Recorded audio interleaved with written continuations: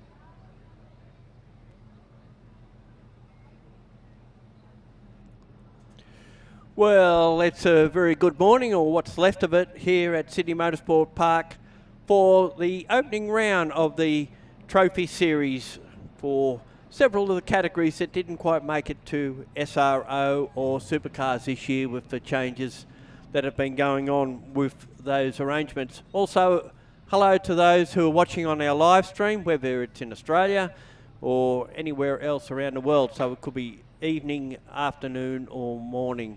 We're going to start this event off with the first race for the second round of the Osborne Transport's HQ Holdens. It's a 30-minute race that will precede our lunch break, after which we'll have Aussie racing cars, the Battery World Aussie racing cars that is, for race one of round one, and a good 33 car field there, followed by the Toyota Gazoo Racing Australia 86 Cup, second round, race one, 41 entries, huge field for that, and that'll be followed by the Advanced Car Carriers Sports Sedans National Series, first of three races for them, and we complete the day with the second race of Aussie racing cars for the day. So we're looking forward to this. We're not far off our start for the HQ Holdens. They're in the pre-grid at the moment, ready to roll out onto the track. As I said before, the Trophy Series has been brought about by the promoters and the categories wanting to have a series of events where they may have been left off some of the programs because of changes. So they've been given the 1 minute board to make their way out onto the track, and quite suitably that Osborne Transport's HQ Holden should be led by Brett Osborne, who is the pole setter for this event. He was fastest ahead of Luke Harrison. Jared Harbour in third position. He was actually the pole sitter at the opening round at One Raceway not that long ago. And it's Glenn Deering will be out of position 4, Dave Proglio out of 5, John Baxter in 6, Dave Allen out of 7, Matt Baxter out of 8, Jason Johnson and Ashton Parker are the next two. Then we have Leach, Growdy, Simpson, Parker, McLeody, Deering and Simpson rounding out the field as second of the Deering cars at the back there. So they roll out of the pre-grid, or the dummy grid as it used to be called, but they figured that there's no dummies in there, so there's no point in calling it that. This is a 30-minute race, the first of three this weekend. Tomorrow's schedule, we do add the New South Wales Superkarts, which will qualify first up and have 4 races throughout the day. HQs, of course, will have 2 more races, as will the other categories on the program. So while it's not the greatest number of categories, it gives everyone plenty of track time. There's certainly a full array of practice sessions on Friday, yesterday, which gives everyone a real look at what they've got ahead of them this weekend.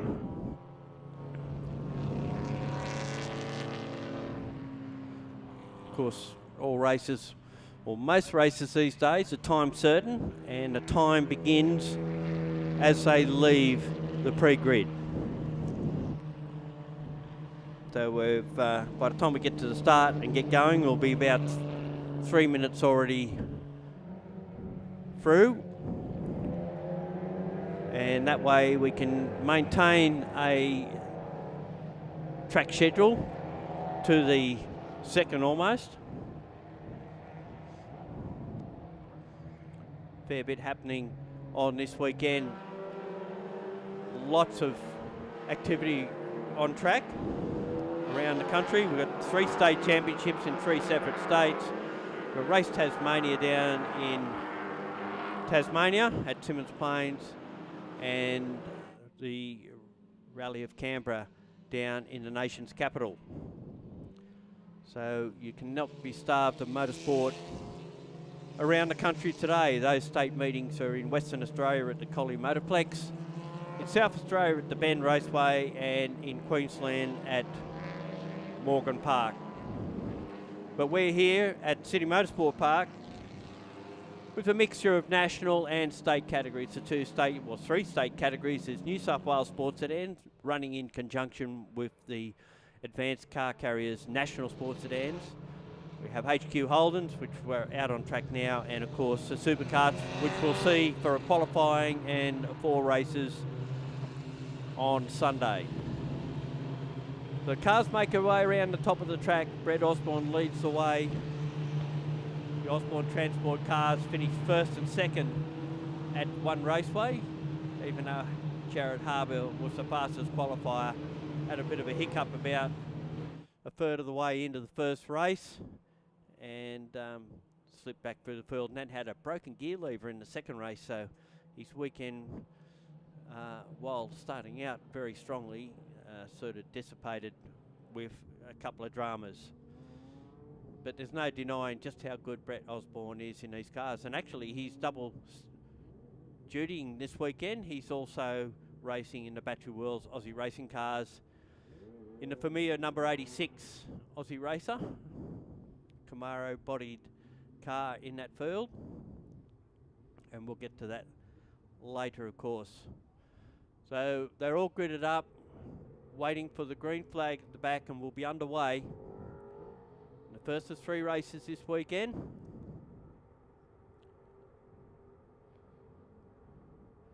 Now get the metric minute board in a sec. Green flag out. Metric minute board goes up. Metric means it doesn't actually go for a minute. Red lights are on. And we have a start, and away they go. And it looks like Luke Harrison might have got the best of starts on the outside in the number 17 black and white HQ Holden, and he gets through to take the lead with Brett Osborne in second in the number 1 car, and already Jared Harbour up to third, and he pushes along the inside there. It looks like Osborne's gone wide at turn 2, and that's allowed Harbour through into second. I think 39. The Dave Proglio car has got ahead of him as well, while Glenn Deering follows in fourth, gets kicked up a bit of dust out of turn 3, heads across the top of the tunnel, down the other side, and it's Proglio and Barker alongside each other out of turn 4. Actually, Osborne did manage to salvage that third spot, and Proglio runs wide at turn 5. They get a little bit of leniency on that first lap around turn 5, and John Baxter in all sorts of trouble, gets hit from behind, or not the car behind his fault, but got up on the ripple strip out of turn 6 and just got a little nudge from the car that had behind him, had nowhere to go, and spun off onto the infield, managed to get going again. Just a light touch there from someone that's behind. I just didn't see who that was. But certainly an Osborne 1-2 is not looking great, as we've got another car spinner out of turn 8. And he manages to salvage that and move along.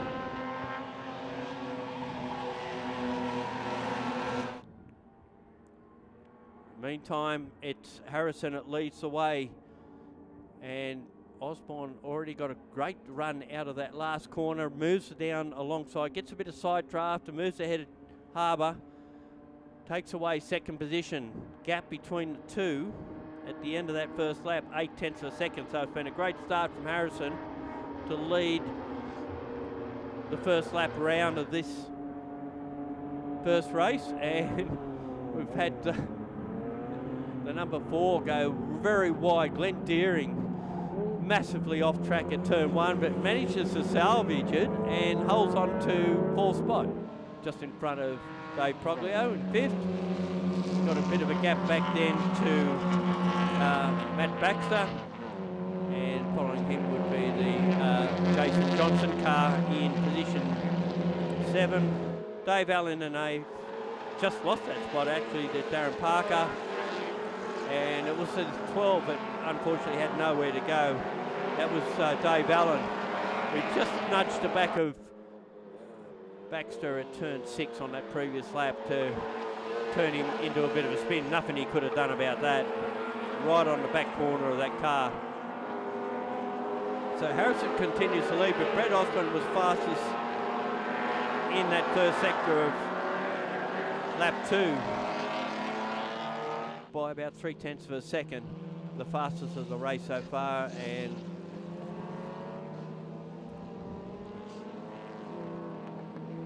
actually trying to bridge that gap.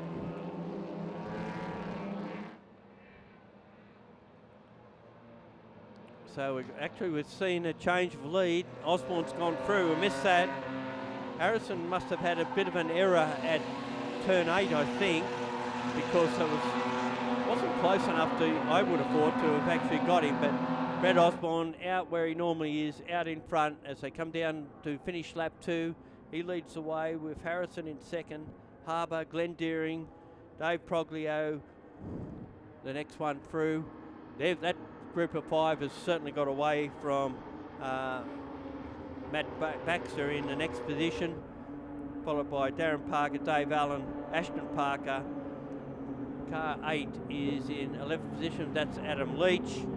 He's followed by the number 47 of Gordon McCleary. And we're just seeing car 26, Parker, go up the inside of the 80. That's Darren Parker putting a move on Baxter.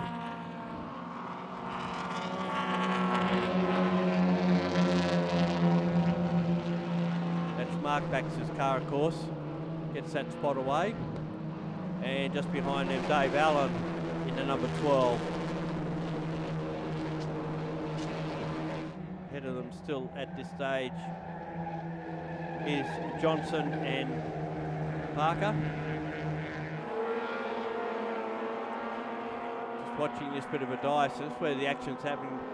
But Mark Baxter just gets that spot back from Darren Parker.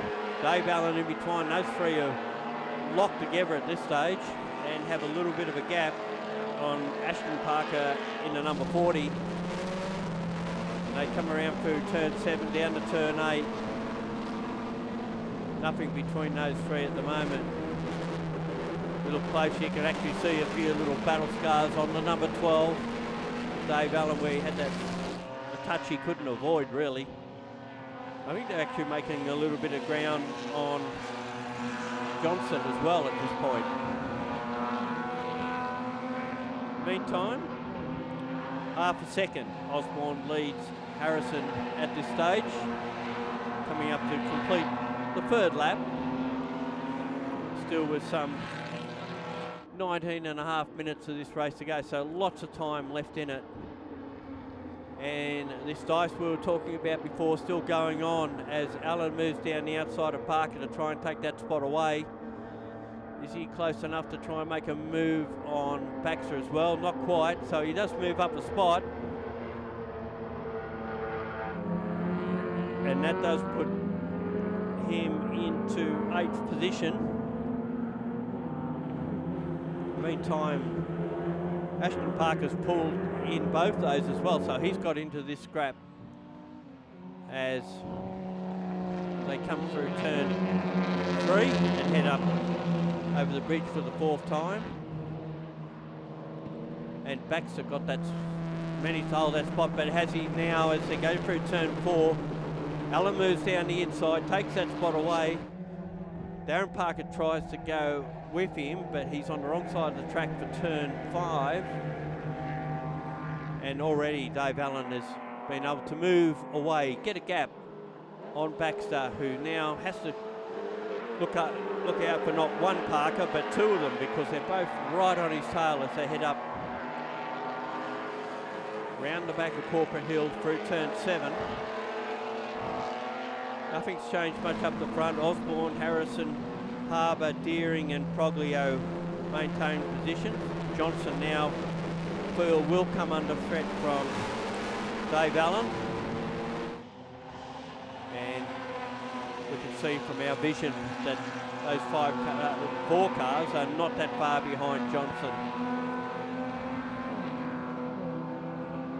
As they will now, I would imagine that Darren Parker will be the first to try and slipstream his way past Mark Baxter down the straight. Don't know if he's quite close enough to get it done on this occasion. But he's now pulled out, so maybe he has carrying a little bit more speed than the number 80. And they're almost side by side, so I think he'll get this done into turn 1. He does. So that's cost Baxter another spot. And we'll drop him down to 9th. Oh, and then Darren Parker undoes it all at turn 2, locks the brake, runs wide, and Baxter gets that spot back. Now he's under threat from Ashton Parker, right behind his father. And not only did it cost him a spot, it cost him about 4 car lengths on Baxter as well. So he's got to make up that gap before he can have another go. Now Ashton Parker moves alongside and takes away that position from Darren Parker as they went through turn 4 and 5. So that's been a costly lock-up from the number 26. Now has to try and do it all again. And we're just checking Johnson and Allen, that gap there is about 0.3 of a second. So Allen has negated that gap a little bit to Jason Johnson.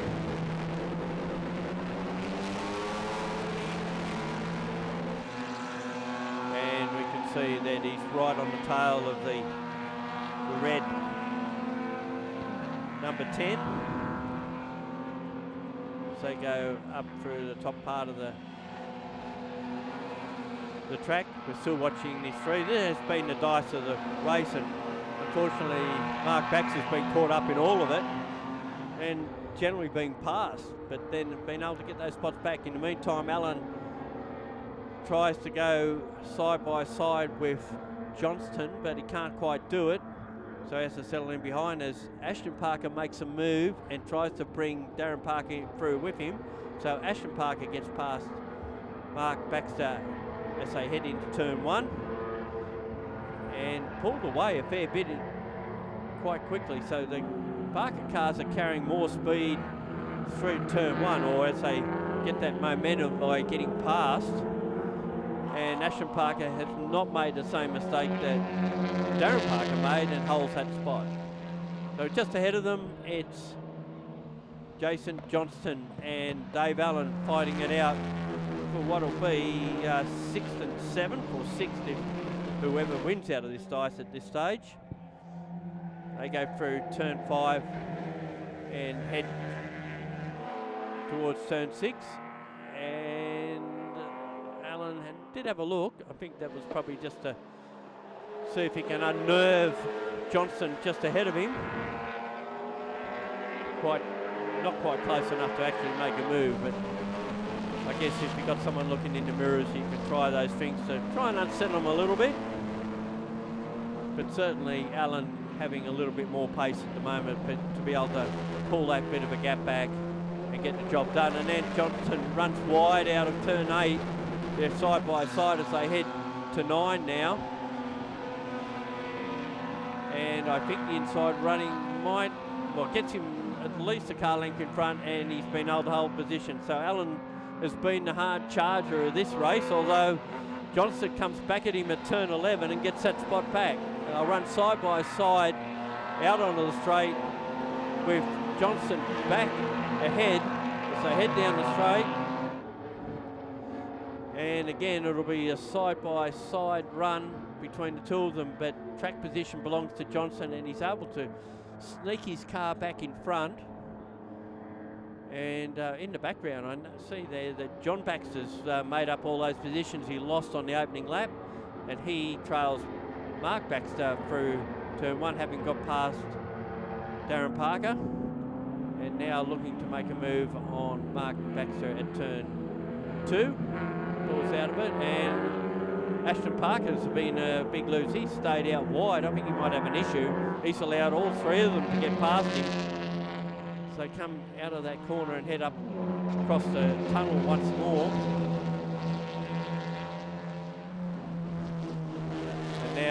John Baxter down into turn 4, passes Mark Baxter, and that will move him up to 8th position from essentially the rear of the field halfway through the first lap.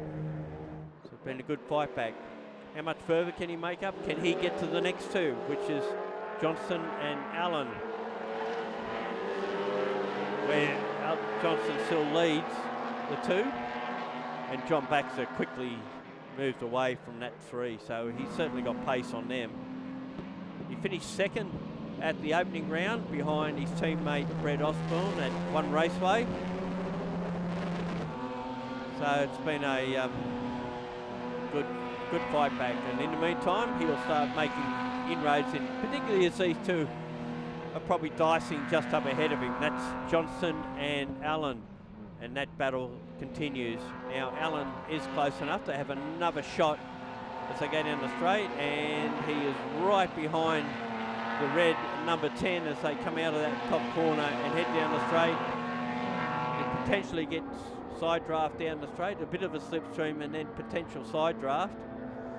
More passing going on, so there's been no lack of passing in this race as we see Ashton Parker go past Mark Baxter down the straight. I think Mark Baxter will get the prize for being passed by the most people and getting quite a few of them back in the course of a race. And we've had Allen run wide out of turn 1, out over the ripple strip into the dirt, and that's cost him time. It's cost him probably any chance of probably getting to Johnston in the next 10 minutes if John Baxter keeps closing as he has. Very close at the closing quite quickly on these two ahead of him at the moment.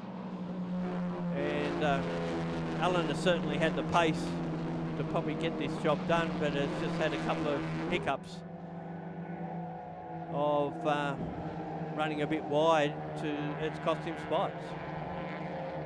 So that was Darren Parker that got past Mark Baxter. So Ashton Parker is obviously got a problem. He's dropped a little bit off the pair of them. And meanwhile, back at the front of the field, the race for the outright winner is back on as Harrison has negated that gap. It was about half a second at one point, but now there's nothing in it. Harrison is a 3-time runner-up in the HQ Nationals. And incidentally, the HQ Nationals will be back here at Sydney Motorsport Park in September. And there'll be one fella that'll be very keen to wipe off the record of 3 bridesmaids and come home with an actual title, probably deservingly so. But he had at the last one, he had to play bridesmaid to the guy. It's just in front of him actually. So Brett Osborne is the national title holder, and it's not the first time he's done that either. So what can he do of trying to get past Brett Osborne? The time left is just over 9 minutes. He's certainly got the pace to go with him at the moment. The fastest lap belongs to Brett Osborne at a 1:58.92 with a 1:59.60, so quite a gap. So it's only in the last couple of laps that Harrison's been able to bring that gap down, and we're having so the misdemeanors continue for some of the runners back in the field, and it's just seen Jason Johnson lose that spot that he's been holding on to for so long to Allen, who came from nowhere basically, takes a spot back at turn 2 when Johnson ran a little bit wide. Now we've got John Baxter right behind him as they go around turn 4, turn 5, head up over the top. So dare say that with the pace that John Baxter's got at the moment, he's bound to get past Johnson pretty soon, and pretty soon is actually turn 6, gets the job done. It's the spot where he was spun around on the opening lap, and now he comes back so strongly, he's fighting for 7th position and likely to have it. So come around the back of Corporate Hill, he has, and Allen just up the road in front of him, so there's a potential to be 6th from the back of the grid. Strong performance so far. And just checking to see how far up the road he would have to go to get to position 5, and that's something like about 10 seconds. So probably a bit of an ask given how much time's left in this race.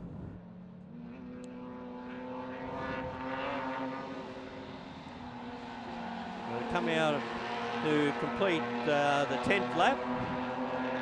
Our leaders are already on their 11th, and the gap between them 7/10 of a second, so it's gone out a little bit. So it might have been a bit of a lull for Osborne in front. Harrison negated that gap fairly quickly, and now Osborne just say, right, I've given the tyres a bit of a rest, let's go on with it. It was a 30-minute race. It's fairly long for HQ Holden, which, and we've got Alan off the track again at turn 1. Gets it back though, but it's cost him a place as John Baxter moves ahead. So he's finally got that move done, and well, it was going to. It looked inevitable that he was going to do it anyway. He's got that spot back. He can now try and hunt down with 6.5 minutes to go, and perhaps getting the win. Further action, further back in the field, the 888 of Daniel Gowdry running a bit wide at turn 2. He was up a couple of spots, but it's allowed Adam Leach and Gordon McCleary to get through on him. But he's coming back a little bit at turn 4. Not quite close enough to do anything about it, and I think that my result in the favour of those two aforementioned, just due to a simple little mistake from Gowdry at turn 2, although he's keen to get back. Running across the back of the McCleary car, trying to perhaps look for a way to get past.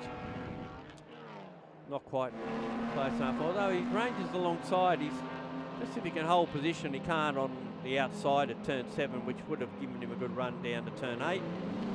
McCleary covered his lines pretty easily, and now looking for a way past Leach as they leave turn 8, and Harrison gets back to lead. So on lap 11, Luke Harrison has got the lead back, the lead he had at the very start. It's been a fascinating turnout now. Osborne comes down to turn number 4, trying to get past. He can't quite do it there. Not quite close enough, actually. So Harrison now leads, and it's a good sign for Harrison if he wants to get that bridesmaid mantle off his back. Now Osborne tried to pull in the inside as they went from 5 to 6. Wasn't quite close enough to do it. Again, this just the idea of throwing the car around in the rear vision mirror, just to let you know that where is he going to come from. And Harrison now in front. And actually, if anything, he's pulled a little, at least a car length on Osborne. Between 7 and 8, so he's actually probably the biggest gap in this lead at the moment. So it was 0.6 of a second at the second marker of the lap, and I think it could even be a touch more now. So come around to complete what will be lap 11 with 4 minutes left of this race to go, and then of course when the time runs out, it'll be then the last lap. Actually coming up to put a lap on one of the back markers. I think that's car 28. That's Brett Simpson. So he may have had a drama somewhere else on the track. We did see car 5 into the pits. Did mention that Jake Deering pulled in on lap 4. So he was well back in the field as it was anyway. HQs really only have 2 major issues. They tend to blow head gaskets, and they tend to have gearbox problems because they still run the 3-speed.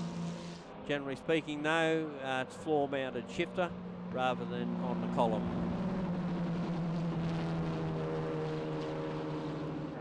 So just coming up, and see our leaders coming up on a back marker. Hopefully he's not going to be in any chance to interfere, and in the meantime at the back of the field, Gowdry has managed to get past both those cars that were that got past him initially. So that's been a good comeback. And they both succeed. The front two both succeeded in getting past the lap car. And the gap is down to nothing now again between the two. And Osborne, who has had numerous national titles, humongous amount of state titles, and is even doubling up in running an Aussie racing car. He's done it all.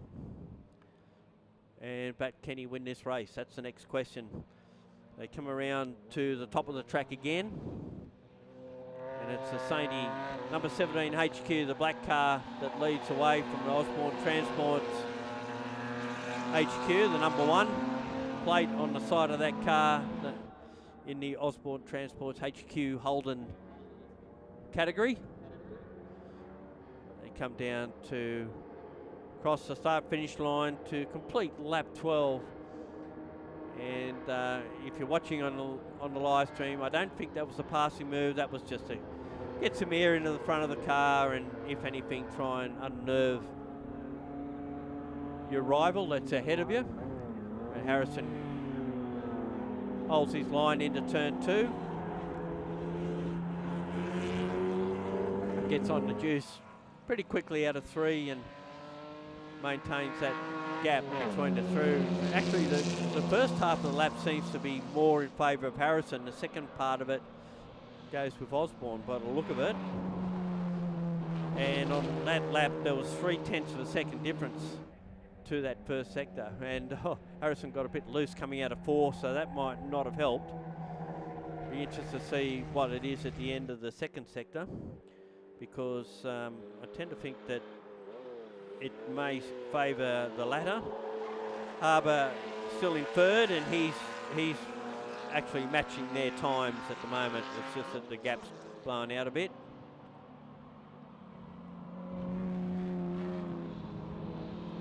And yes, coming out of turn 7, nothing between the two. They were nose to tail.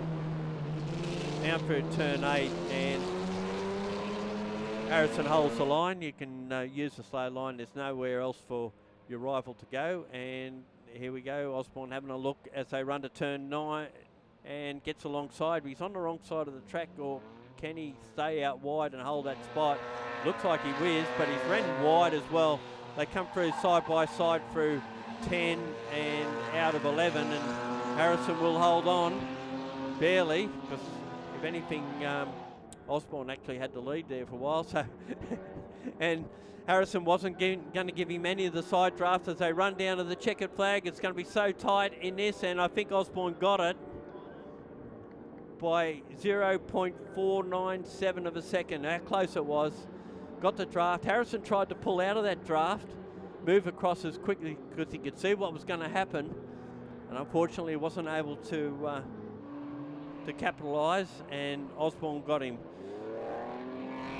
Seen a late spin from Leach, and I think that's been his challenge gone. So Jared Harbour finishes in third spot, Glenn Deering in fourth, Dave Proglio in fifth, John Baxter got the better of Dave Allen to finish in sixth spot, and Jason Johnston in position 8, waiting for 8th and 9th and 10th to come across the line. And again, this is going to be close.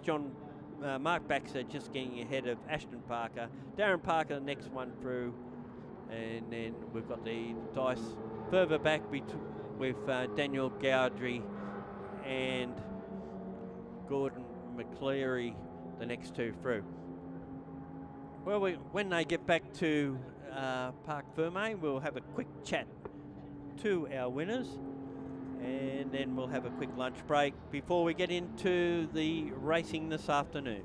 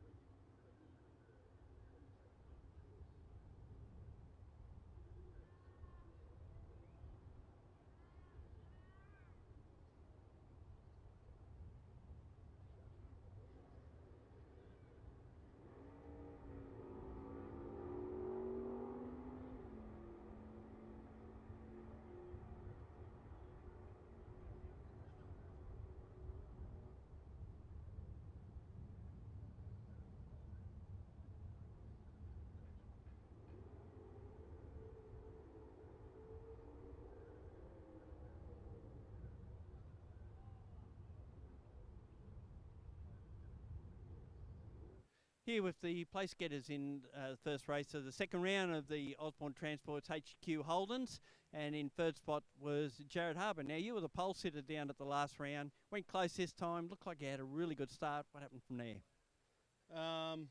Last round, yeah, brake failure. So we, it is what it is. It's part of racing. So slipped back a couple of spots, got it fixed, and just had to make up some spots. But yeah, it is what it is. What about today? Today, I don't know. It's pretty good. Started P3, and then got a cracker start on the boys, and the blue car wasn't too far to catch me again. So, but no, it was a good race. These two got away, and I just sort of stood there by myself and kept going around. Well, what we'll look forward to, we've got 2 more races tomorrow, so we'll look forward to those. Yeah, no, it should be good. Starting third again, obviously, and try and chase these boys down. Hard ones to get. Good luck with that. Luke Harrison, second spot. Now, we called you a bridesmaid because you've had 3 national title second place finishes, and you got beaten today, but my God, he wasn't much in it. Yeah, it's hard to beat Bretto, but we're trying our best to get in front of him, but it's just we need that little bit more power. So we'll go back to the drawing board and see what we can do. Now, actually, you led at the start, and then you got the lead back later on, and just got pipped at the post. Yeah, pipped at the last corner. He got round me just up the back straight here, went side by side on the straight, and he pipped me at the line. Now, we could see you just pulled immediately to the left. You didn't want any of that side draft, did you? Nah, trying not to, but no, he had a good run on the straight, and he got me.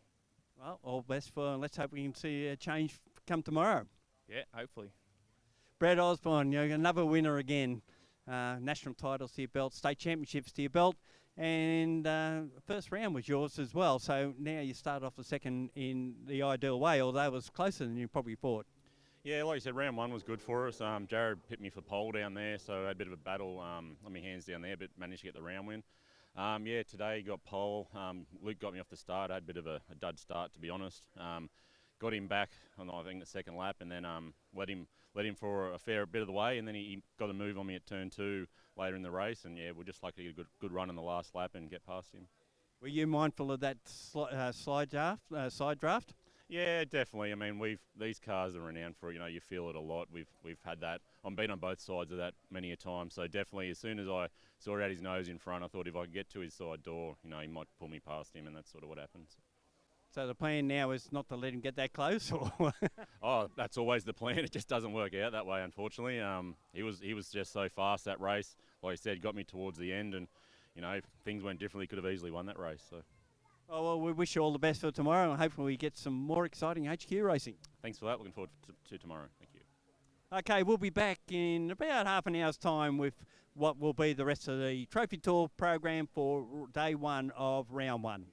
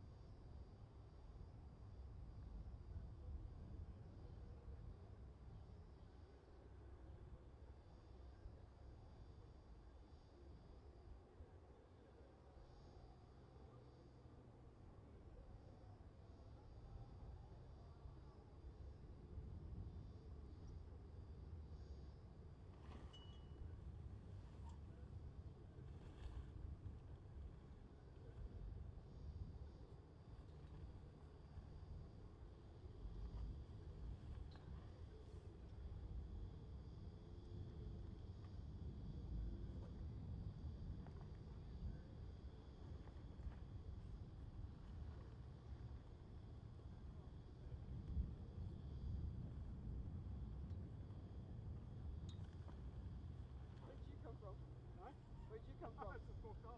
Oh. Yeah, the wind picked up and I wasn't expecting it. I think it can't decide what it's going to do. Yeah. Sunny, cloudy, windy.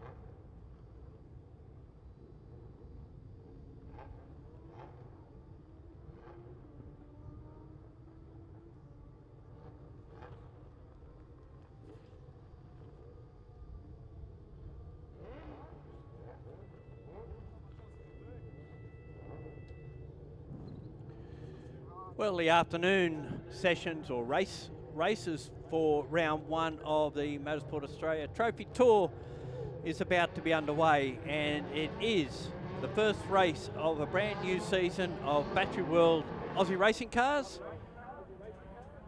for a 25-minute race that officially has already started. They go time certain, and so from the time they leave the pre-grid, the race is underway time-wise at least. So standing start, big field of 31 cars, and it's Cody Garland who was on pole in a brand new 888 Engineer Racing built chassis, the first to be delivered to Aussie racing cars, and he outpointed the two-time champion of the series over the last 2 years in Joel Heinrich by 0.189 of a second. Third fastest was Josh Anderson, ahead of Mason Harvey, then it's Reece Chapman, sixth spot Jack Boyd in the first of the Johnston Crail Enterprises Racing cars.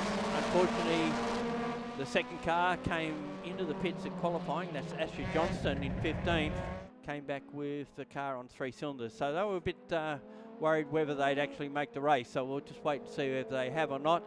In the meantime, car number 9 in 7th position, that's Ryan Reynolds from Chris Mercer. Brandon Madden is out of position 9, and Caleb Patterson makes up the top 10. Behind them in 11th, Cody McKay alongside Nathan Williams. Scott Dornan from South Australia is in 13th. 14th, Matt Gooding. Then there's followed Johnson if he's made the start, and Scott O'Keefe is scheduled to start alongside of him. And it's Andrew Cornish, Craig Thompson, Brett Osborne, who we've seen just win the HQ race. He's out of position 19, and Hayden Nissen is out of 20th. 21st is Shane Mann, Jeff Waters out of 22. Then it's David Macon, Grant Thompson, that's a brother of Craig, out of 24 for Western Sydney Motorsport. Kyle Lovering out of 25, Dennis Butler out of 26, Alistair Koenig, Troy Jones, Emma Clark, Leighton McKechnie and Andrew Hamilton round out the field. So pole position is a good start for Cody Garland. I think it was about 2020. He was leading the series after 3 rounds, and unfortunately it was called off due to COVID. So it will be something of retribution if he could win the series. But up for a three-peat, of course, is Joel Heinrich, who's also doing quite well in the Trans Am series, in a whole different kettle of fish as far as driving cars with that big Chef Camaro. But here he's in a Mustang-bodied Aussie racing car, and Mustang-bodied cars occupy the front row with Anderson in the pink machine in a Camaro. So there is a couple of different body styles. There is also the Orion, which is a Toyota-based shape. There's also the Ultima, which is a Nissan-based shape, and the Euro GT, which is based on a C63 Mercedes, although they can't use that name. So they're all lined up. We're not far off the start for what will be the first of 4 races here this afternoon, the first of 2 for Aussie racing cars, brought to you by Battery World, who've been a long-time supporter of the category. And you'll have to excuse us. It takes a little while to line them all up with 31 cars on the grid. And just seeing if we can see Johnston there or not. Can't quite make it out on this shot that we've got. So last car's forming up. There'll be a green, there'll be a 1 minute board. The green flag. Just about ready to start. And away they go, and it's a great start by Heinrich, who gets the jump on Garland in the run to the first corner, and it'll be Joel Heinrich who'll lead the way from Garland in second position. I think it may have been Harvey that got up to third.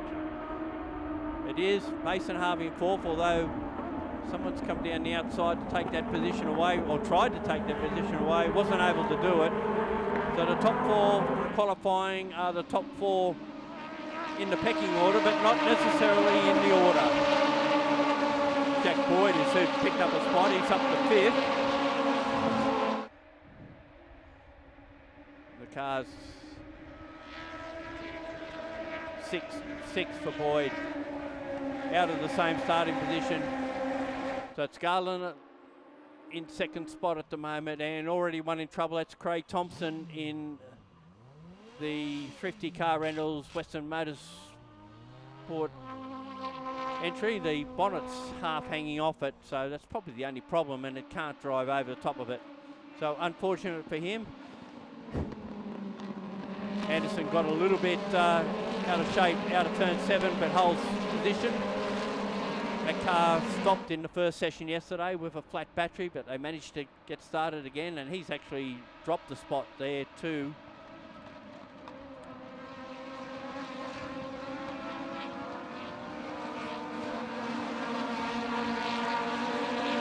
So out of the top corner to complete the first lap, it'll be Heinrich leading from Garland. Chapman lost out the third. He was third for a while, but he's now back to fourth behind Harvey. Anderson, Boyd, Madden, Reynolds, Patterson and Mercer make up the top 10. Just out of the 10, McKay, Dornan, Williams, Gooding, O'Keefe, Osborne up to 16 from 19th starting position. Cornish, Nissan, Waters and Grant Thompson make up our top 20. And it appears Asher Johnston looks like he made the start but hasn't gone anywhere through completing the first lap. So dramas for that car. Meantime, it's still Heinrich in front, showing the way from Garland, Harvey.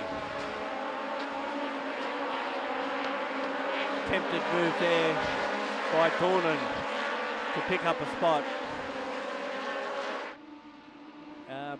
Behind Cody McKay, so it was McKay he was trying to get by.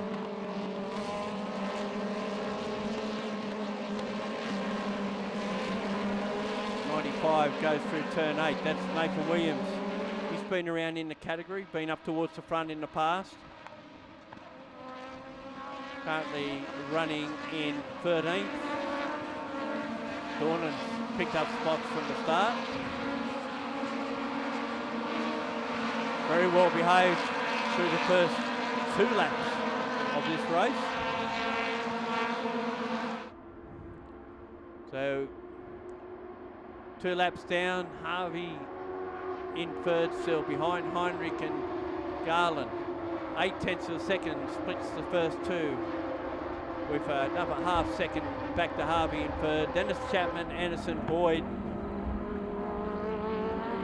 Madden, formerly a HQ driver out of Queensland. He's done a bit of saloon cars as well, but more recently concentrated on Aussie racing cars. He leads Reynolds, Patterson, Mercer, McKay, Dornan, Williams. They're our top 13. Gooding, Osborne picks up another spot, goes to 15th.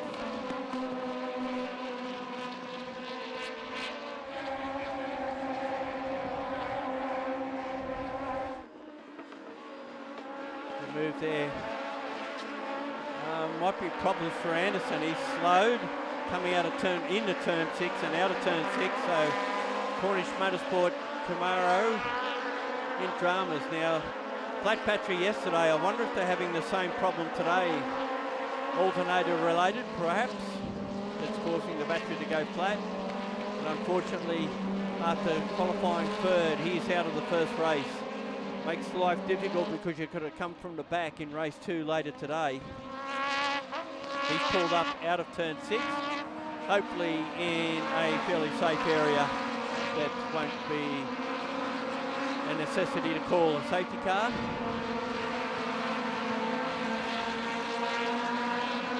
So revised order at the end of the lap. Heinrich, Garling, Harvey, Chapman, Anderson's gone, so Boyd moves up a spot. Madden, Reynolds, Patterson, Mercer. Then it's McKay, Dornan, Williams, Gooding, Osborne again. Up to another spot, the 14th, courtesy of that retirement. Sorts of action going on further back in the field.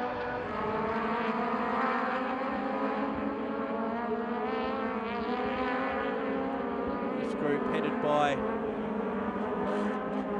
Dennis Butler. This is way back towards the rear of the grid, 20th. So Butler's actually picked up quite a few spots. He started out at 26th, now 20th. And he currently leads a group that includes Nissan, Koenig, Macon, Mann, Emma Clark, who's been around for a while, but most of the others in that group are all very new to Aussie racing cars. Not names that are easily recognisable to the people that have followed the sport for quite some time.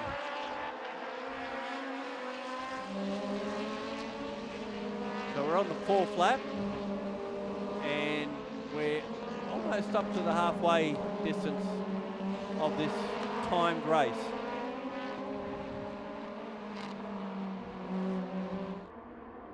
Meanwhile, back to the front, top 3 have got a little bit of a margin. That's Heinrich, Garling and Harvey. On 4th place Chapman, and then there's a fair margin back to Boyd, who is being chased by Madden. Madden had a bit of a look to see if he can get past at turn 1, wasn't close enough. Reynolds and Patterson, McKay and Mercer, our top 10. So fastest rookie at the moment would be Patterson. He's in 8th position. And another one with dramas. Pulling off after turn 2, car 57. That's Brandon Madden. Qualified 9th and was running higher, but unfortunately TFHI Services Mustang driver is out. Climbing from the car. He's a fair way off the track, so he should be fairly safe there. Was in a Camaro last year from memory. Now jumped over to the Pony brand.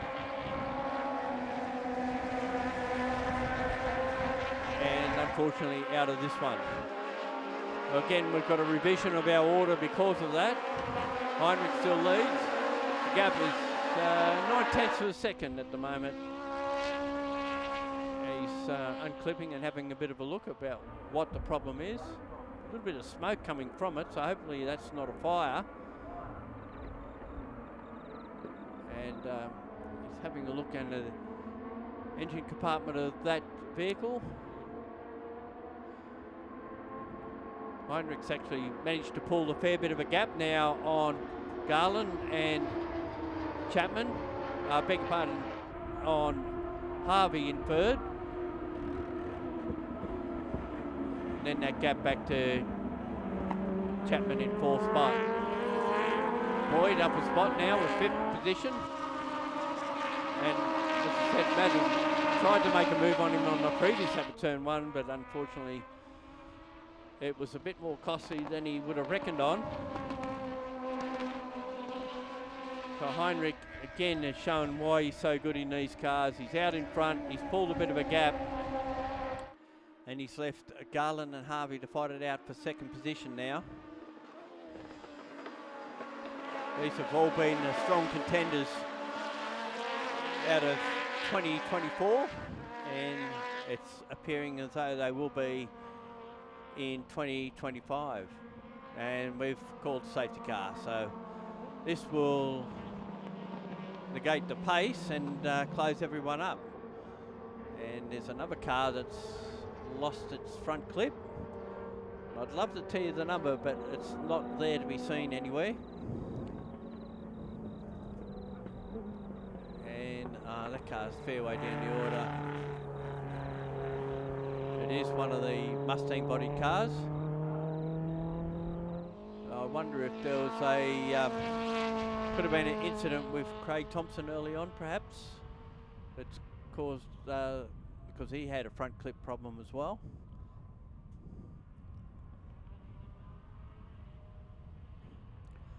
So now we're under safety car. So basically with 15 minutes of running already, bit unfortunate.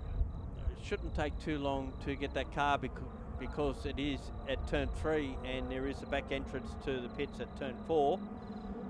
So hopefully this won't take too long to sort through.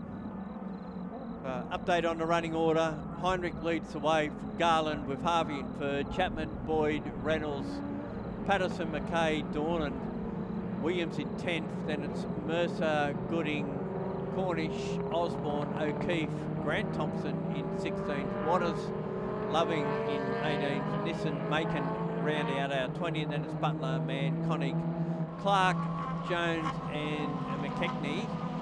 Hamilton follows, and unfortunately the remaining 4, Johnston, Madden, Anderson and Thompson are all not continuing.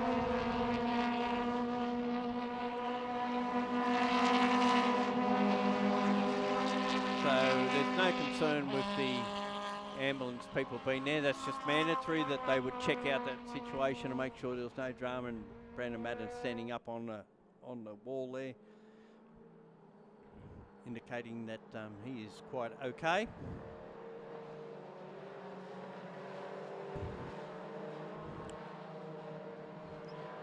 So these cars get quite warm. They usually have fans on them for a period of time after the race, and if you're ever down in the pit area where these cars are, it's quite warm in the pits from all the engine heat.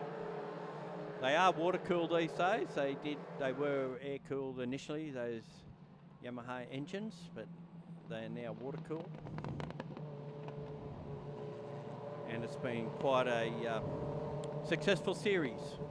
Started by Phil Ward initially in 1996, and it actually raced their rounds back then with superbikes, which they are doing superbike rounds this year as well. They did last year. 2003 became an official support category to supercars and has been on and off various Motorsport Australia programs across those years. Next round of the championship will be at Simmons Plains in Tasmania in May, followed by Carco.com or Wanneroo to those that don't know any better in June 6 to 8. Then they join the SRO series at Sandown on July 25 to 27, across to the Bend for September 12-14. One raceway with the bikes on October 3 to 5, and finishing up at the Adelaide 500 in November 27 to 30. So we look like we're almost ready to get back underway. They actually have a restart 2x2, whereas opposed to most other categories, it's single line restart. And green flag waves, and away we go. And of course, Heinrich still controls what happens there, and as a result, it's allowed Harvey to get to second position off the restart. And Garland comes back though and gets that spot back before turn 3. So it was a short left run.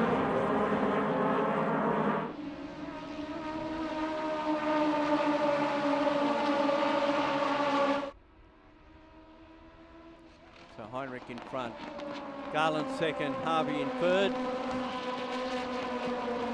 Anderson, Boyd the next two through,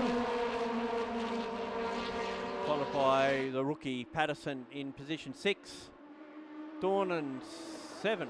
He's had a great restart ahead of McKay, Mercer and Gooding now rounds out at 10, Osborne up to 11th, Cornish, O'Keefe, Grant Thompson, Nissan, Williams in 16th, so he's been a bit of a loser out of this restart. Macon, Lovering, Waters and Butler round out our top 20. 5 minutes of this race left to go, and Heinrich continues to lead.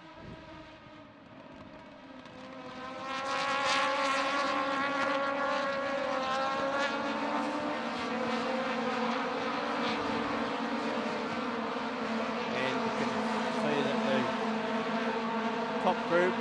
Perhaps 5 cars at this stage, well, top 4 at least are starting to break away. And then we've got another group of 4, maybe 5. And so after that, I think Osborne in 11th is leading the next group. Actually, he's up to 10th. Grant Thompson looking for a way past there. One of his rivals at turn 10.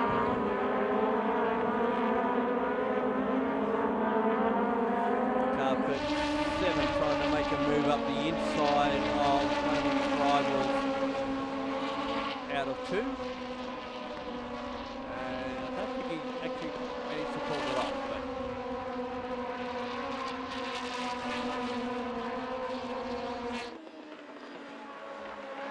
Very tight at the front, 2/10 of a second. Heinrich over Garland with a similar margin to Harvey. About 4/10 of a second back to Chapman, and about 1.4 to Boyd. So we've got another slowing car. That's the number 28, and he's actually pulling right out of the way. That's Caleb Patterson, who has our leading rookie. Unfortunately, he's pulled off at turn 8. So, unfortunately for him, that would have been a great result for the rookie. That leaves Loving as our top rookie, just ahead of Nissan, and they're currently in 15th and 16th positions. So still very close in the top 4. Now Boyd's actually been able to break away from the group that he was heading before. So he's cleared Dawn and McKay Mercer. Osborne continues his climb forward from 19th on the grid to start with. He's now 9th.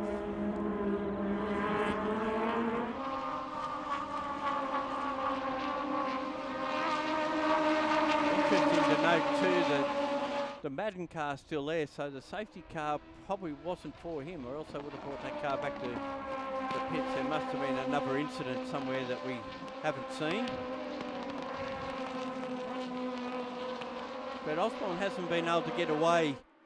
Heinrich hasn't been able to get away in the Osborne Transports Mustang from the MTA in New South Wales Mustang of Garland. And likewise, Harvey has stuck with him as well. Very close behind. A 3-bridge entry. Chapman holds down 4th spot. So we've got Mustang body cars in the top 4 positions.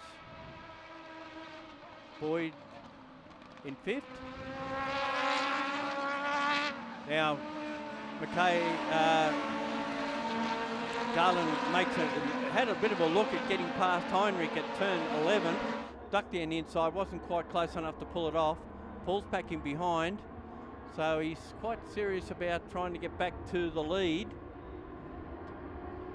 if he can, which he hasn't had since the start, although he was the fastest qualifier. And it's allowed Chapman to stick with him as well. So these 4 well and truly in for a chance to win this race. There's just under a minute of the race to go. And Heinrich leading, Garland 2nd. Harvey 3rd and Chapman in 4th spot. They thread their way through turn 4, line astern. And Heinrich had a little bit of a tail wag coming out of 4, heading to 5. They come up over the top of the hill, and he runs a little bit wide out of 5. It holds the lead, and Garland had a big go, had a brake lock up into 6, and that's cost him a little bit of time, possibly any chance of making another attack on this lap. And whether or not we get another one after this, I'm not sure.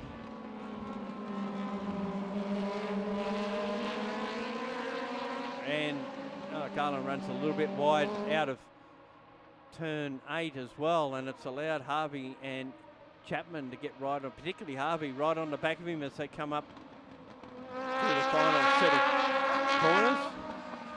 Heinrich leads though as they come through that corner.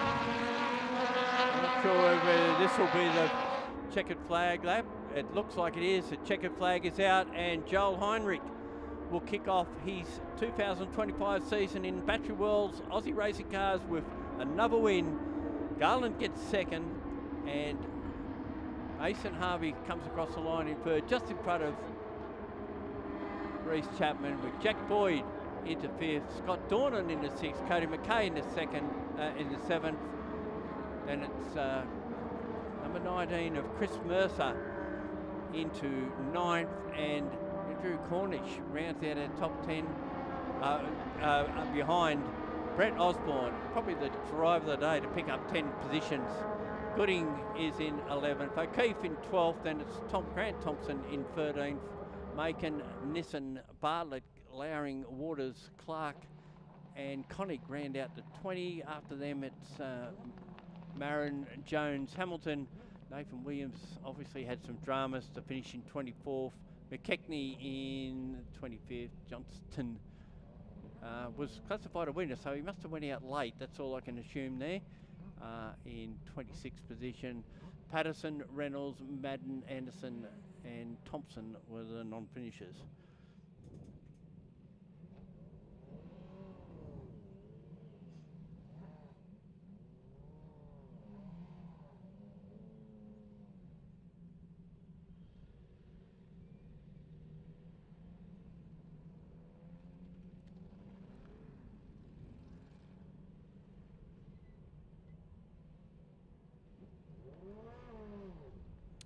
Yeah. All right, we'll try and catch up with the winners, and if not, we'll be back for the first race in the Toyota Gazoo Racing Australia Toyota 86 Scholarship Series, which will be their first race of second round.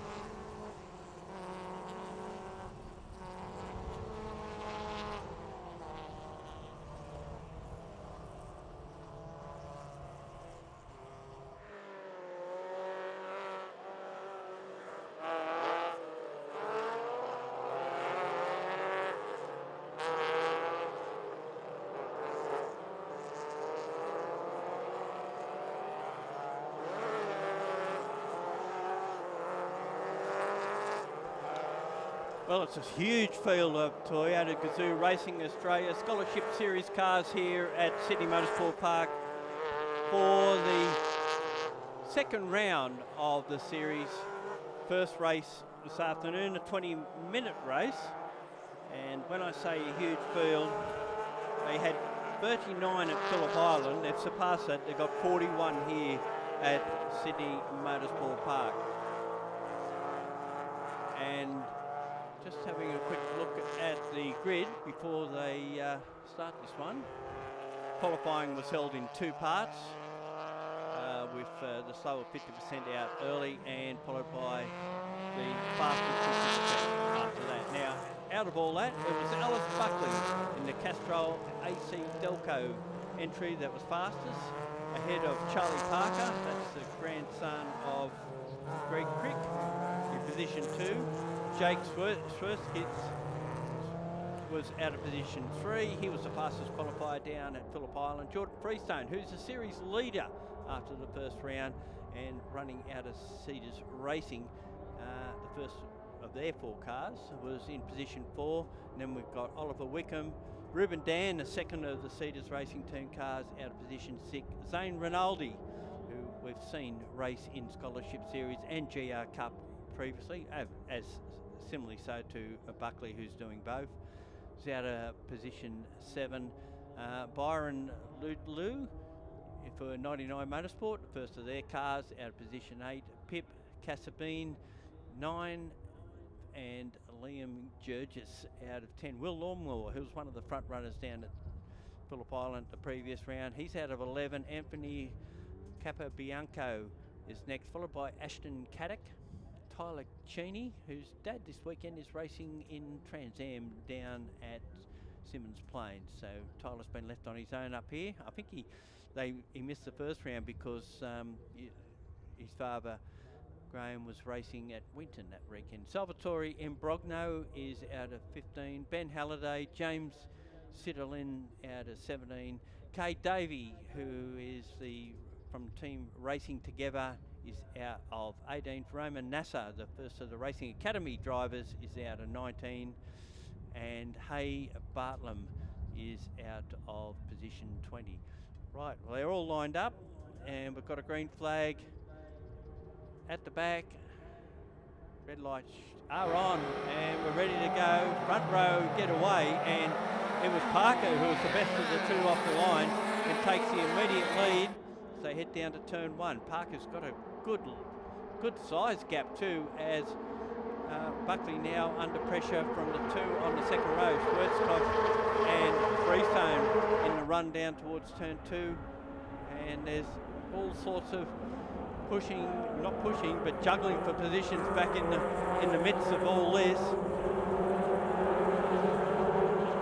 Wait for them to come out of the turn and settle down a little bit. There's Rinaldi in the 155 on the outside of Dan as they go across the top of the tunnel, and they still run side by side as they get out of turn 4, and now Rinaldi will have the inside running, take that position. Just behind them in the 49 is Capo Bianco, who's picked up a couple of spots off the start. At least 1, at least 2 or 3 actually. He's picked up a lot of spots, had a great start. So they'll run up over the rise towards turn 6. And then the leaders in the meantime are out 7. Buckley goes a little bit wide, and as does Rinaldi.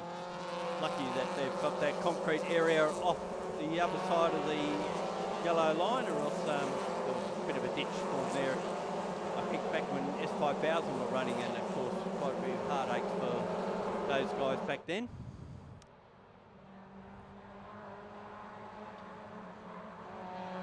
Some more chops and changes, or attempted chops and changes. There's a 9 car with blue. For Double 9 Motorsport, that's the group run by Marcus de la Salle. And they make their way down the straight there, and using the slipstream as best they can and trying to push through on the inside. As they went out, a camera shot was one that looked a bit tight, but they all came through unscathed, and we went through a whole session yesterday without an incident. The only incident all weekend was to Tyler Kaleja in practice 1 yesterday. Hit the wall coming out of turn 8, unfortunately, but they managed to fix that car overnight, and he's back up and qualified this morning and qualified in position 35. 38 going through the corner. We'll look down a fair way of this field to see some of these cars. That was Cheney, Tyler Cheney on the outside, trying to get the run up to turn 5, which will give him the inside running. 3 wide, back in the pack further. Capo Bianco attempting to make a move on Lutelu. Wasn't to happen. Meantime, it's still Parker out in front.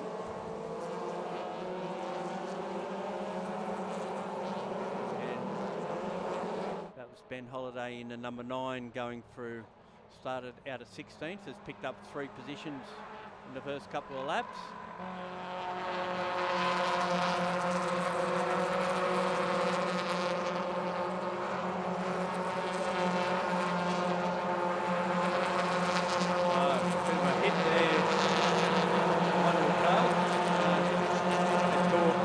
Quicker than what it should, and he's picked up a spot. It was just a brush pass really for that position.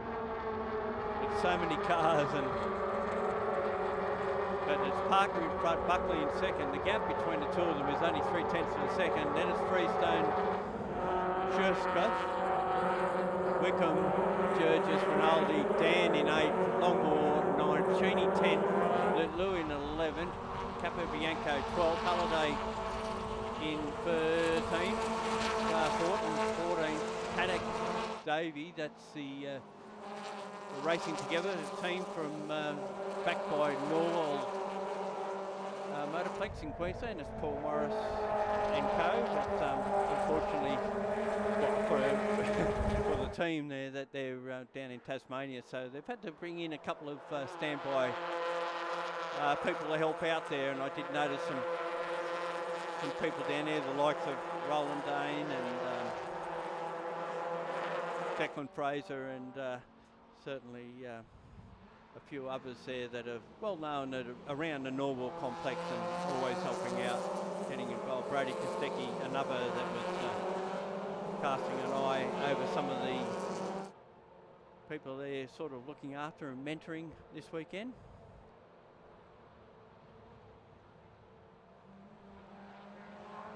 So the race continues. It's almost midway through as I speak. It's been fast, it's been clean so far. Leo Inanella in the car 6 there coming through the top part of the track. He's currently running in 24th. That's 2 positions up from where he started as well. So far everyone is still running. It's always very handy.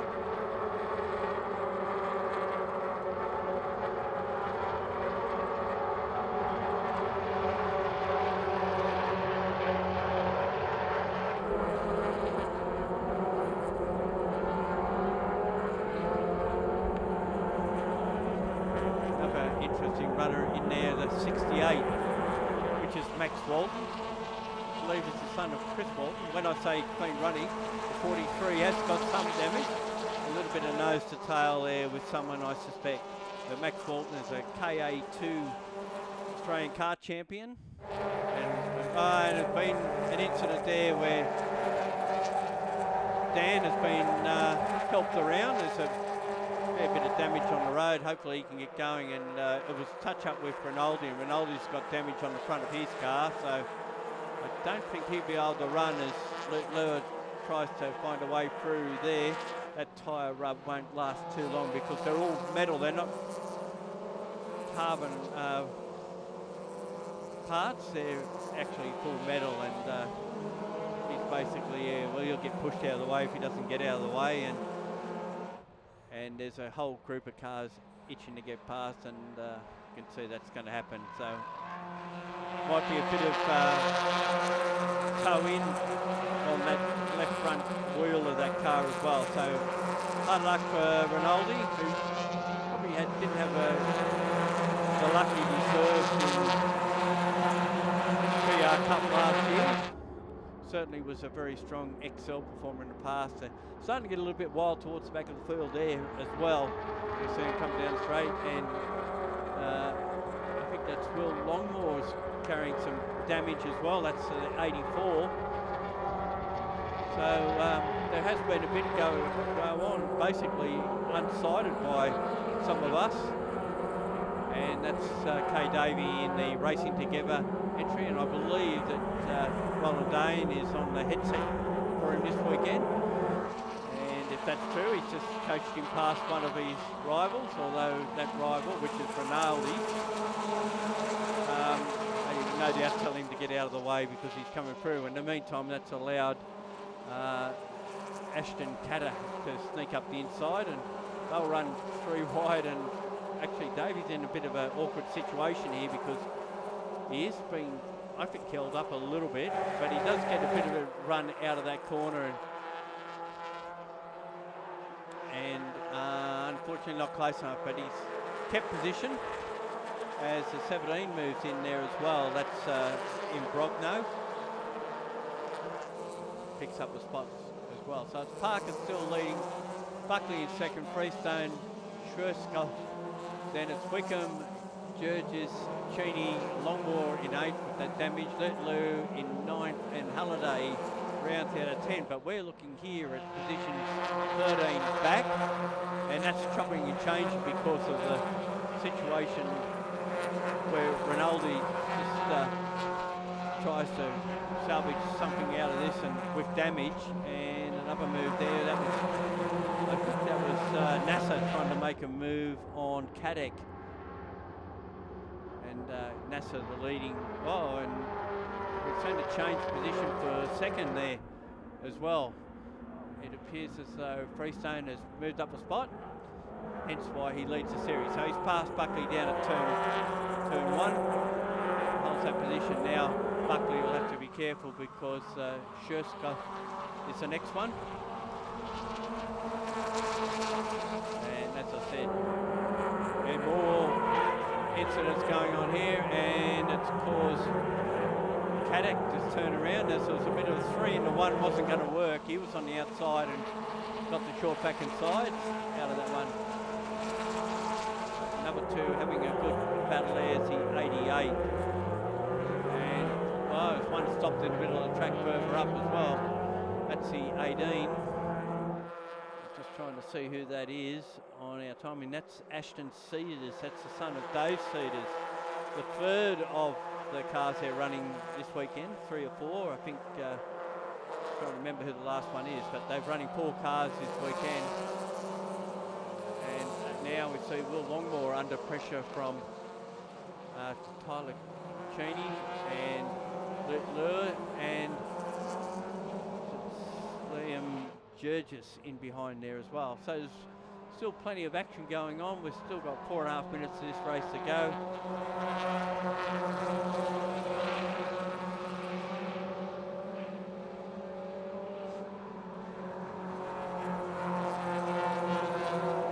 So they come out of the top corner. Hopefully we're going to get a replay of that incident that spun Cadec around. He stopped there. Oh, there's another one up the road. That was what we did see. That was the number 18 car that spun out up there. So that was Ashton Cedars. Unfortunately not involved in the same incident, but something separate, but less than 10 metres away from where that one happened.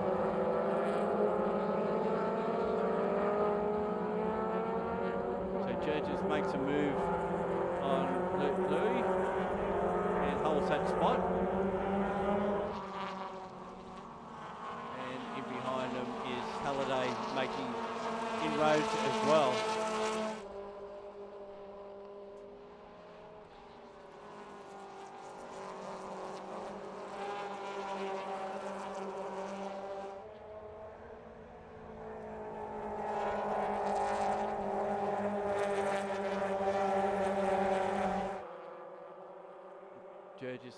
under some sort of pressure from the 999 and the number 9, and those two are just top spots. So Halliday moves himself up into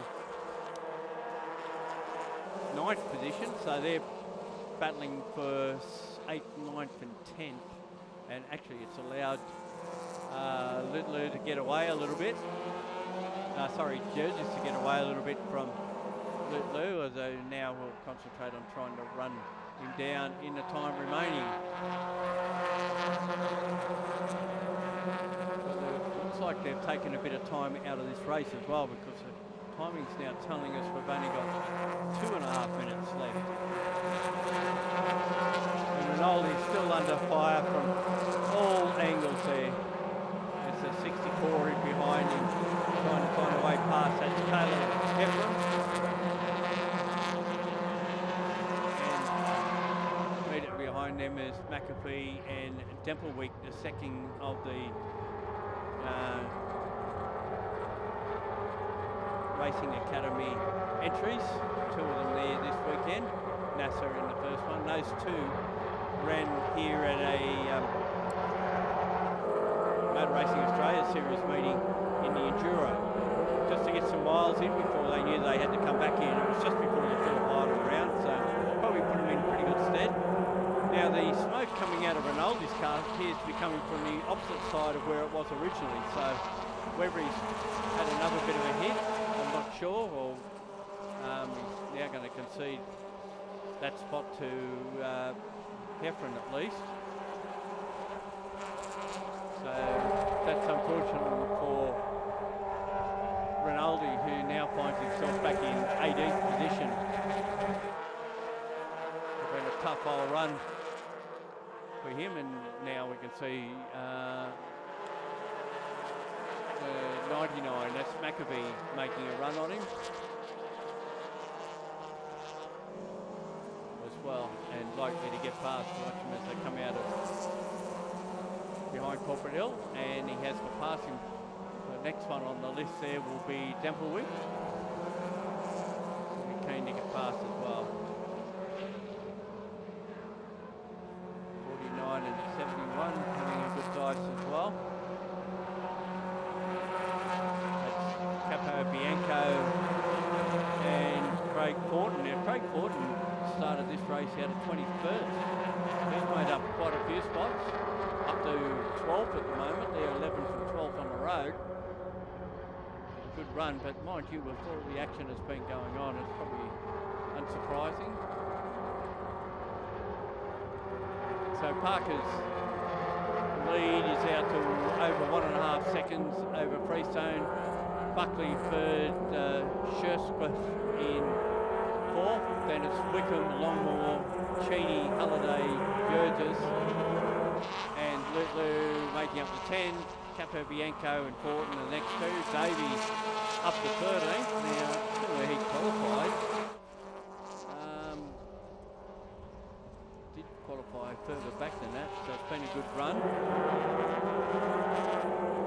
Qualified 18th. And damage here, unfortunately, for Demplewick.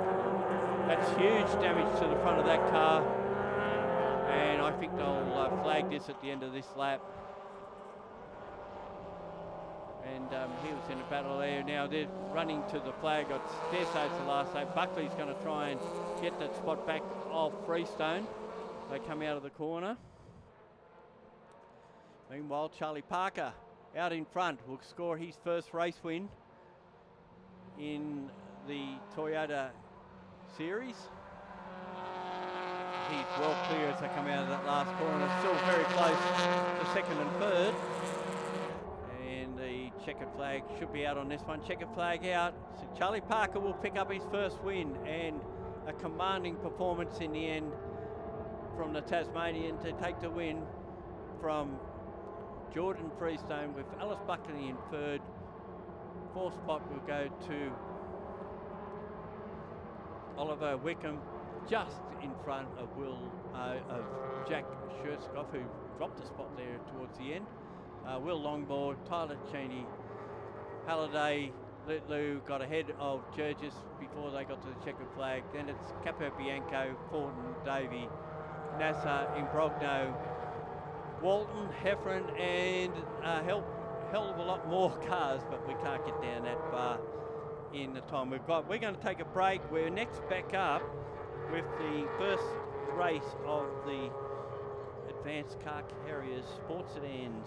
That's due to start at 10 past 2, and I dare say that's going to be running a little bit late at this stage, given the clean-up that we're going to have. And that was an incident where he got turned around a little bit by one. I didn't see who that was, and then got a hefty hit from another who had nowhere else to go. No doubt that'll be sorted out after the race with the driver's stand-ins officer Steve Johnson, and probably some advice there from Dave Wall, who's filling in for Steve Owen this weekend, who's off crook, and we wish him all the best if he's happened to be watching what's going on.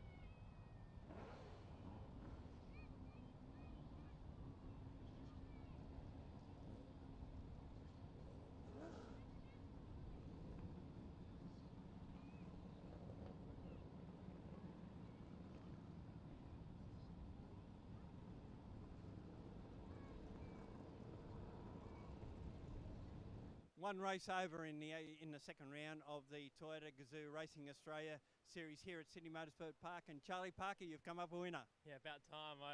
We were pretty unlucky at Phillip Island. I'm pretty excited to get it done here today. The start was all in the start, was it? Yeah, I had a really good start, and then there was a couple of quick guys coming back through, so they started racing, which kind of gave me a bit of a gap, which might have saved me, but we were okay. So we felt pretty comfortable today. And how did your grandfather, Greg Crick, welcome you when you got back? He said, about time, mate. He doesn't lavish praise very easy, does he? No, he was excited. It's cool. It's really cool. We've been working hard to get it done, and yeah, I feel very relieved to have it finally happen, so it's awesome. Well, good luck with the rest of the meeting. We hope you can keep going at the front. Thank you, so do I.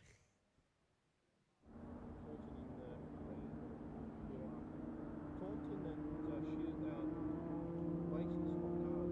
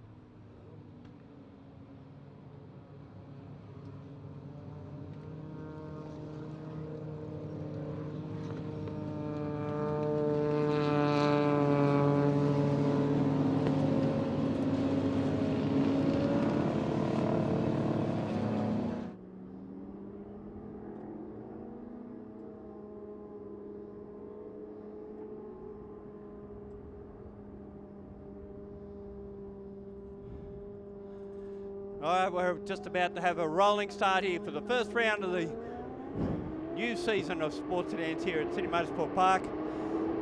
And it's Daniel Tomasi leads from...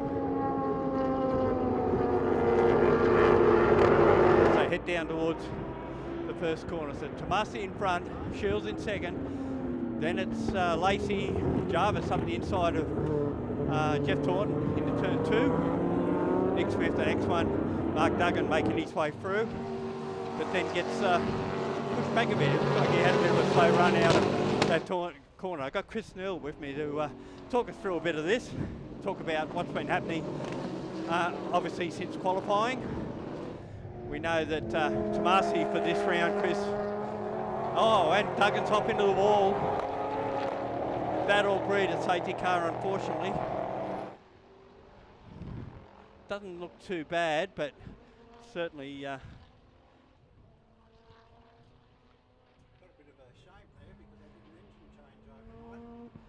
They have, and he's got it going again, so it doesn't look like it's damaged at all. So he's going to be able to keep running. Oh, and we've got Glenn Pro off as well on this first lap. He was out of turn 6 by the look of it. So Tomasi leads, Shields in second now. We know that the Fiat, with its rotary turbo, has had lots of fuel problems. They did a whole build of that fuel system over the Christmas break, and hopefully the reliability's there. And I noticed that Steve Lacey's in third. And here's another interesting story. Lacey and Taunton have swapped cars. So what was Taunton's green car last year is now Lacey's red car, and vice versa. And in between them is Ash Jarvis, who's running the Colin Smith entry, the Monaro Chev. So the IRC cars are running, they were running. it almost changed there with Jarvis putting the pressure on Lacey. And he's in a bit of a sandwich at the moment, so we get a replay of the Duggan going off. Yeah, just a little bit too much wheel spin out of turn 4, and is maybe the engine wasn't used to it. Now Jarvis has a look at Lacey at turn 6, gets the job done.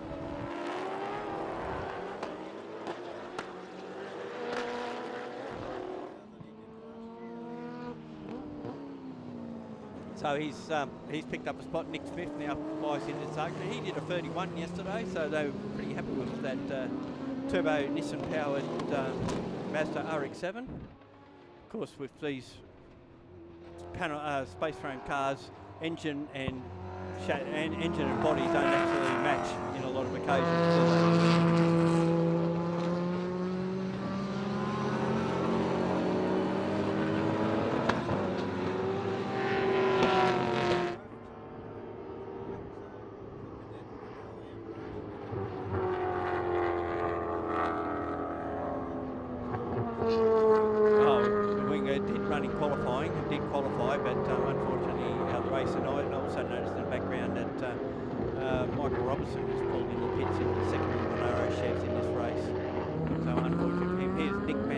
In the Mark car, putting some pressure on Chris Jackson in the Chevy-powered Calibra.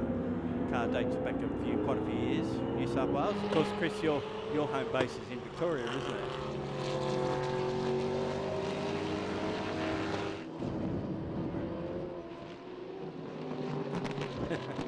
Well, it can happen.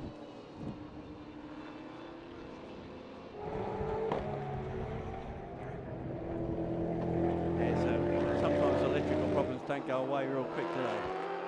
So here's Mick Rowell in the IRC GT ahead of the two we've just been talking about. So while Rowell's and Mantikos' cars look similar, as these two cars from Mark Cars Australia, even though they're IRC cars, they're differently powered. These cars run LS engines, and Mantikos has the Coyote engine in his car, which was before Mark Cars became IRC. But Mark Cars is still owned by Jeff Taunton as an entry and as a business, and they're running IRC cars. In this case, the change has been made so Jeff can use that green car, which was once red, as a dual purpose car, as a sports sedan and as a IRC series entrant. Nick Smith in the Mazda, everyone within the sports sedan ranks and outside it always wanted to see this car do well. He's had a couple of fires in it, which has been a real shame. That's put him on the back foot, but it's great to see that it's like it's punching up in front of the wheel.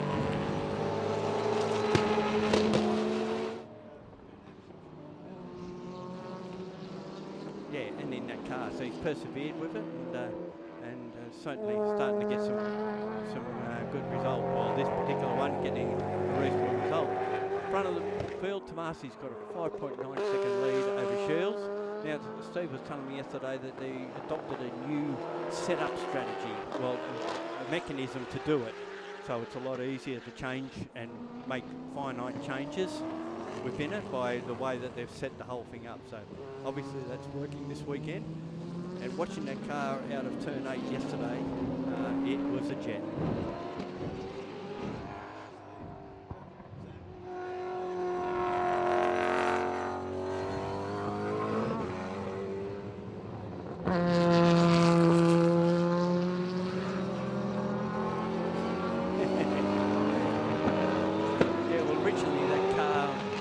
Original configuration, certainly nothing like it now. It was built by Mark Stinson and raced in New South Wales and Australia many years ago, but you ask either Daniel or Steve these days, but the only common thing in now is the roof.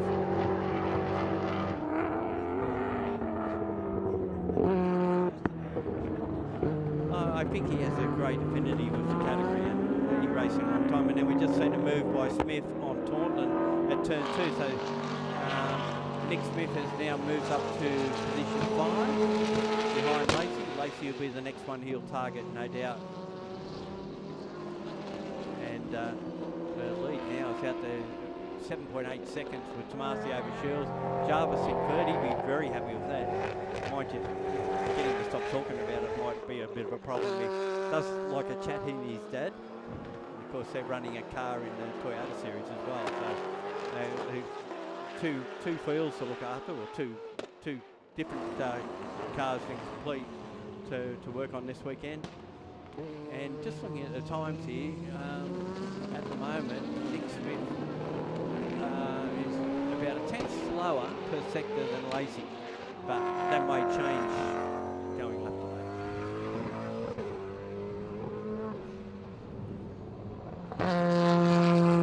We're coming up to complete the 5th lap, and so far we've got away without any problems. Just talking see where Mark Duggan is currently in 15th position and still circulating. And Nick's unfortunately pulled into the pits. When it was all going so well, see what happens when you talk people up in the commentary box. Yes, it certainly is. So that drops him unfortunately out of it. Moves Chris Jackson up, or Ed Taunton up a spot as well. So Jeff Taunton, who we know last year was winning races. He hasn't got the same amount of power as he had last year because of the dual purpose of the car that he's running. And this battle continues between Mantikos and Jackson, and they of course run in state level as well, so there's probably a good chance that they will do the whole New South Wales series. Whether they do the Australian series, I'm not too sure, but the whole fraternity has jumped out to thank Advanced Car Carriers for their support this year. Cameron McKee, who's proprietor of that business, is building a new sports sedan, I believe. Well, he's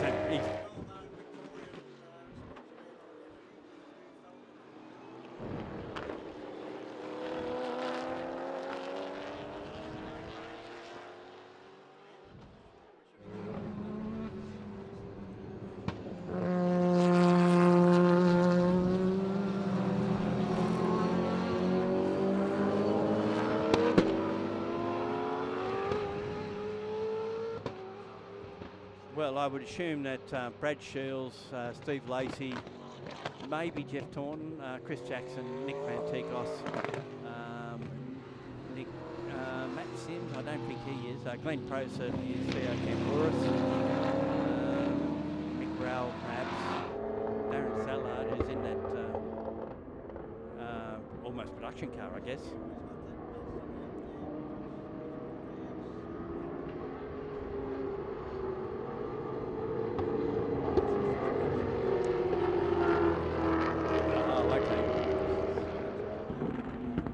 Whose car's he bought?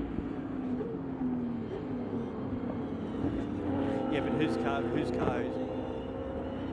Oh, the 5.7 litre Chev powered car. Yeah, cool. Because Darren ran in series years ago now, the Starion. He's had a couple of things over the years, so he's been around. And we see Mantikos, once he got past Jackson, is starting to move away. And as I said, one of the original Mark cars, that one, Coyote powered. And that car can run in production sports in New South Wales as well as sports sedans, and it can run in the IRC series as well. So they've opened the door up in that series for former trophy sports cars, and obviously the big Porsches involved in that.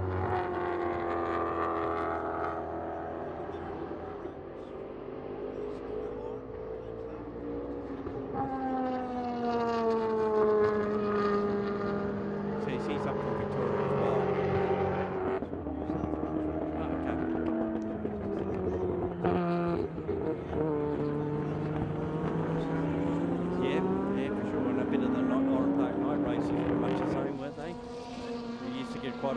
Victorians come up to the white races.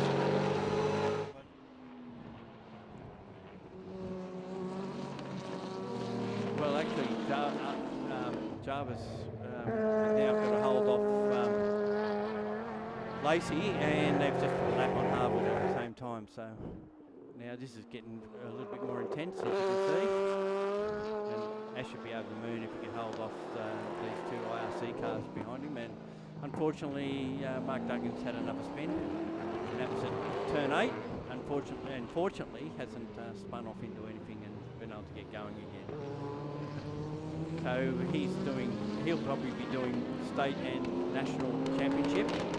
And I believe he's taking the car up to Darwin to run in combined sedans, because Duggan Family Hotels sponsor the Touring Car Masters, and he's involved in a couple of cars in that series. So thought, why not take the third car up and run in combined sedans, which I imagine he would demolish.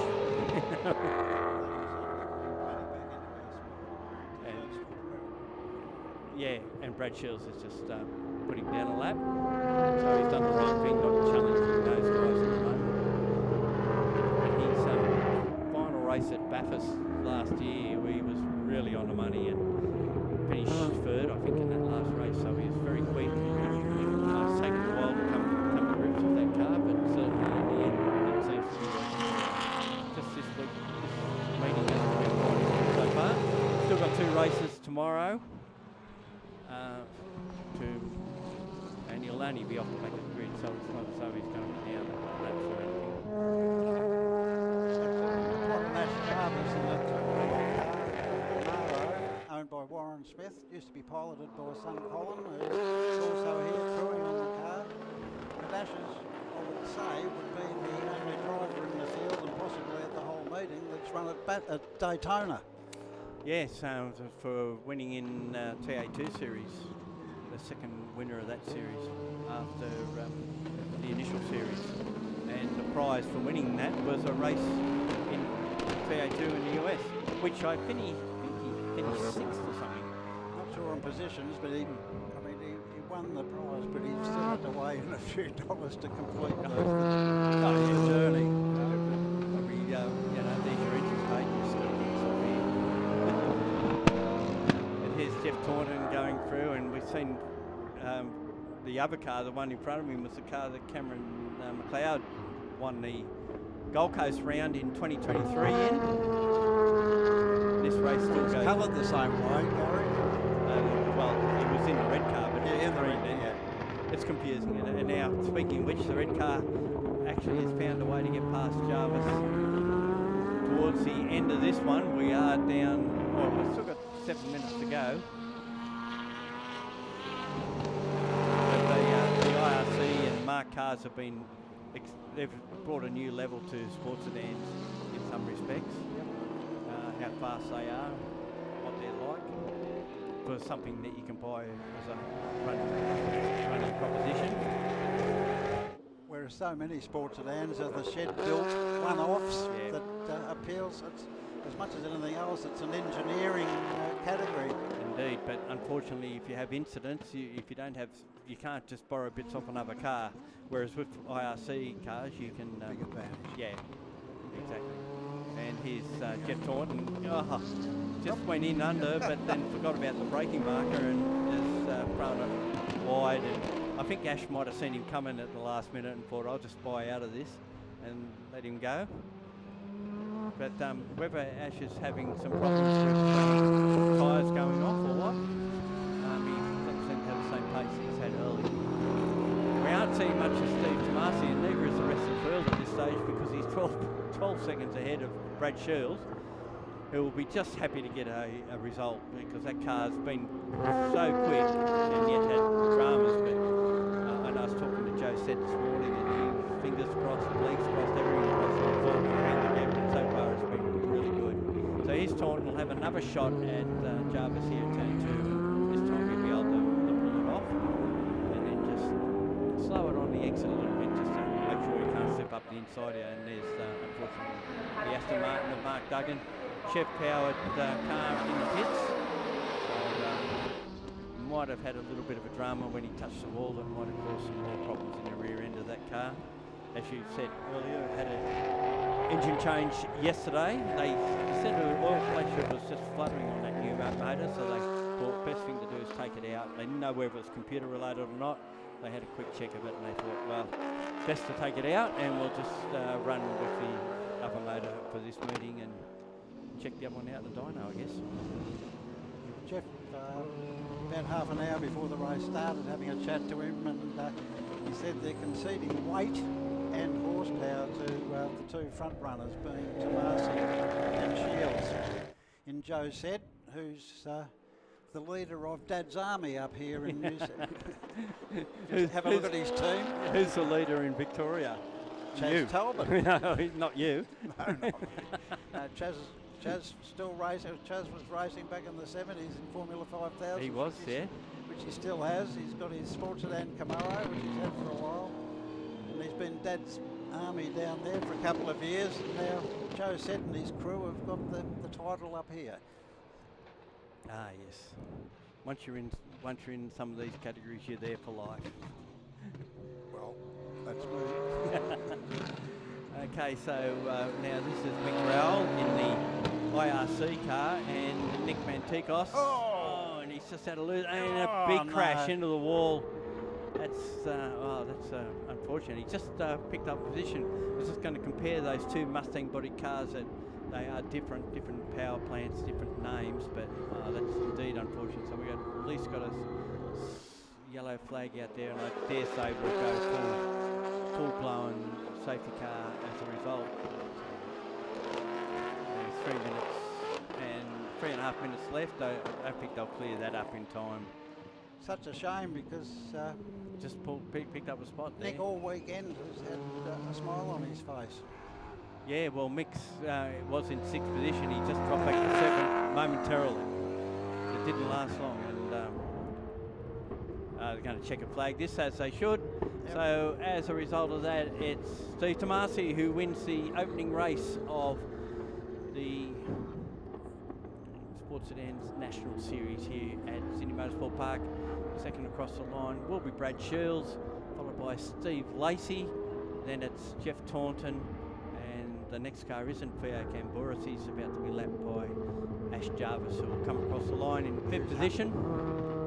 Ash nicely hung back with thoughts for another competitor. Well, it doesn't make a difference. He's lapped by the leaders anyway. Yeah, and there is Darren Sallard in that hire car for the weekend at Mazda, coming across the line. So we're going to take a break, and thank you to Chris for coming along and having a bit of a chat to us while this was all going on.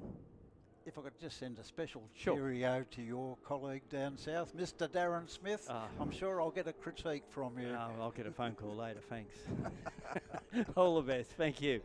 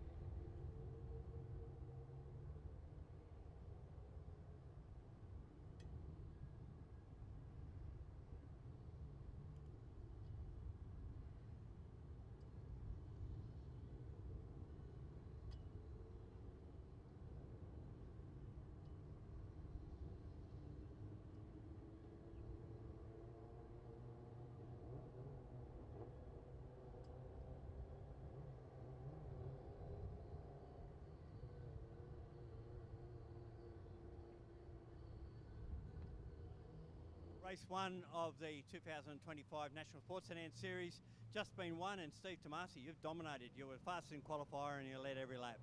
Yeah, we're trying our hardest. Definitely not easy competition, even though it looks like I did that quite comfortably. The other guys behind me are well respected around here, being locals, and no, we're just keeping up the pace and just developing the car and trying as hard as we can. Have you done a lot since last year with this car? Not much. We're already pressed for time, and at the moment it's just been a good rinse and repeat. And we started off last year with some bad luck in race 1, so hopefully this good luck stays with us for the rest of the year. Well, you've got 2 more races to get through tomorrow. We wish you all the best. Excellent, thanks.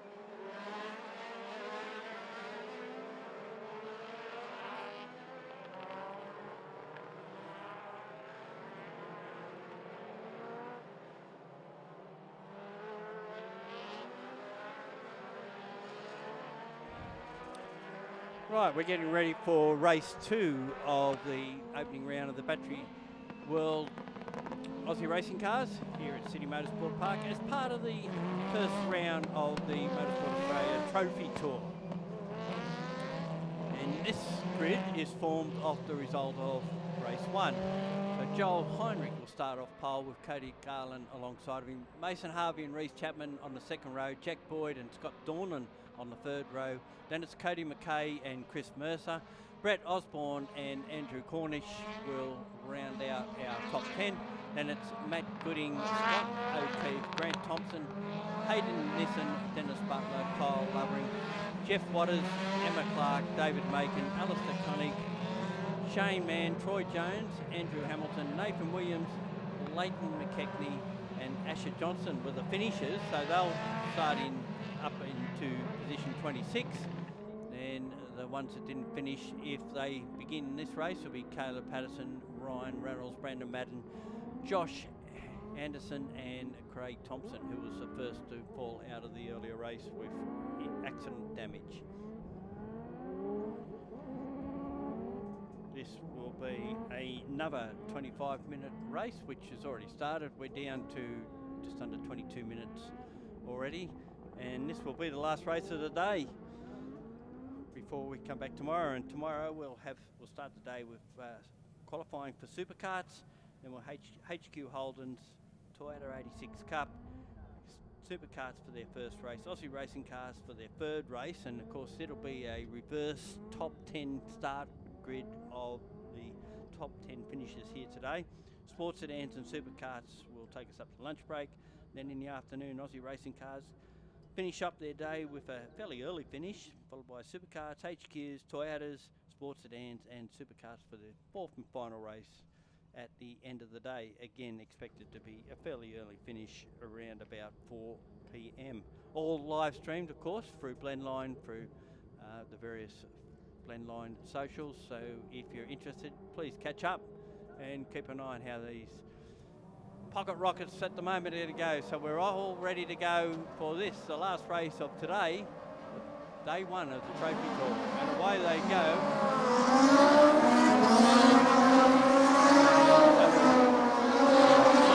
Side in the dash to the first corner, Heinrich and Anderson around the outside, Chapman around the outside takes the early lead and will lead from Garland and Heinrich, although Heinrich will come back into turn 2. Can he get, I'll go side by side, and then it will be the next 2 points, drop the spot, he's back to 6th. And Garland does take second position, so it's Chapman the leader, Heinrich, Garland second, Heinrich third, then Harvey, Dornan, Boyd 6th, McKay, Osborne, Mercer, Gooding, Cornish, O'Keefe in 12th, Butler, Nissen, Lovering, Grant Thompson, Jeff Waters, Koenig, Anderson already up to position 19, so he started well back from there. He would have started out of 29th, I think, so that's been a great start for Anderson. All happening back in the field there. There's Grant Thompson getting passed by some of the others as they head around the back of Corporate Hill.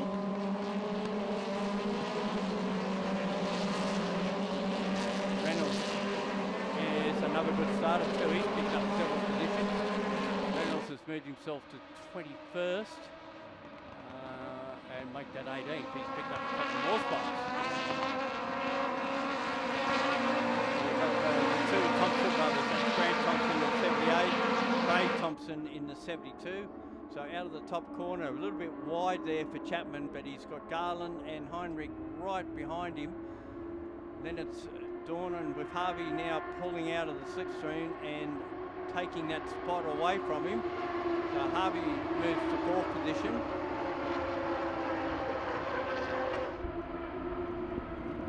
Oh, 2 off in the big time into turn 1. Both Mustangs that I can see.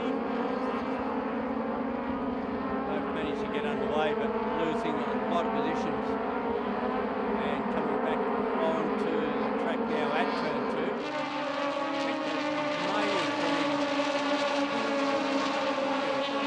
Quick run down here in a minute.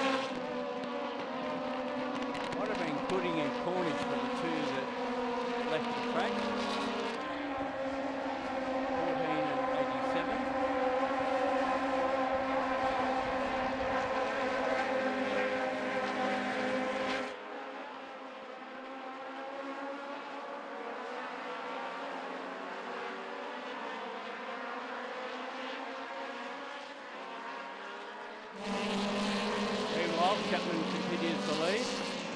Ahead of Garland, and we've had a change position out of our sight. Watch Grant Thompson go underneath Jeff Waters at turn 8. Craig Thompson about to follow him through by look at it back and see. I think that, yes, we do have a change position. Cody Garland takes the lead away on lap 2.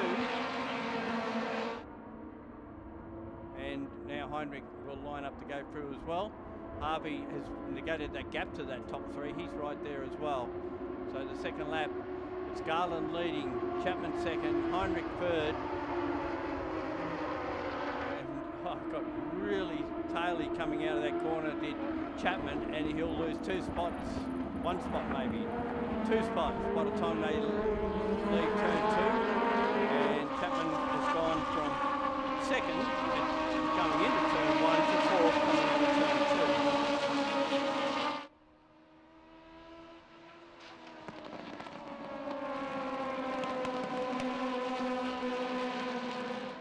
But all this has done is allowed Garland to get away with the lead. He's up the road by around about 7/10 of a second at the moment.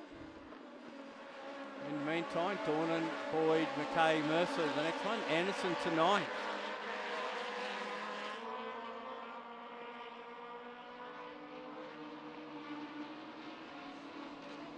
Now that they should try and work together, this group, to try and get to Garland.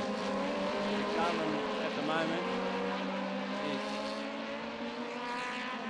still 7 odd tenths away in front. Another good battle going on here in their midst. This is Dornan, Boyd and McKay. Dornan and Boyd should know each other reasonably well. They're both South Aussies. And we've got one stop. That's Anderson, I think. Stopped out of turn 6.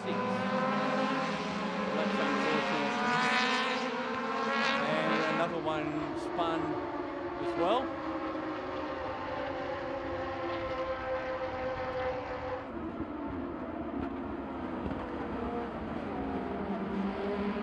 So hopefully he's been able to get that going. Meanwhile, Nissen in the pits in the 195.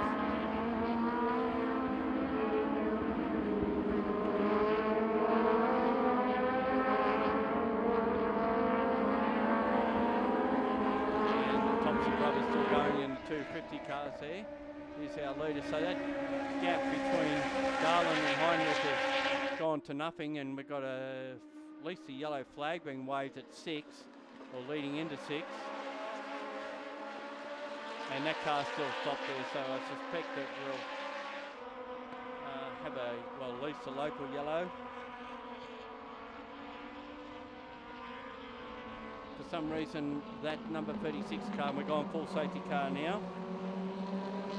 For some reason, that car 36 doesn't like turn 6. So safety car out on lap 4, which leaves us with Garland leading from Heinrich with Harvey 3rd spot. Then it's Chapman, followed by Dornan, and then Boyd, McKay, Mercer, Reynolds, and O'Keefe in 10th. Osborne in 11th, and Butler in 12th. Just checking back out now, Craig Thompson from the back's got himself up to 18th. Can't see whether, just trying to see where, if Asher Johnston got back out. It appears that he hasn't. Madden didn't make the start either, so drama's there for those two. So now we go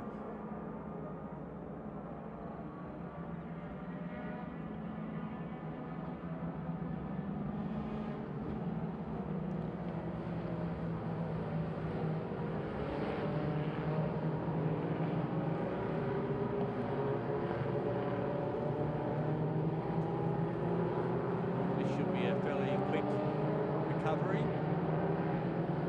for Josh Anderson. certainly having some luck this weekend, but it's all bad.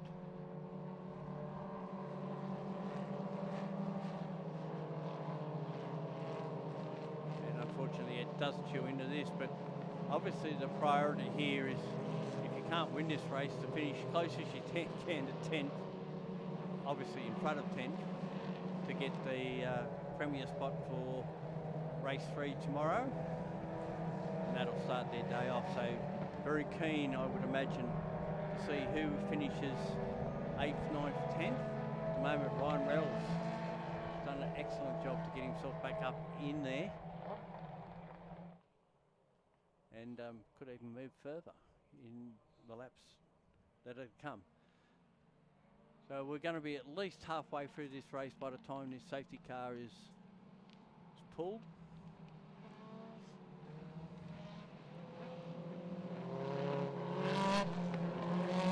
So they've got a bit of a gap now to the next meeting, which is with the Superkarts down at Tasmania on May 9-11, and then about a 4-week break to Carco.com Raceway, or Wanneroo, as we're probably more familiar with in Western Australia, on June 6-8.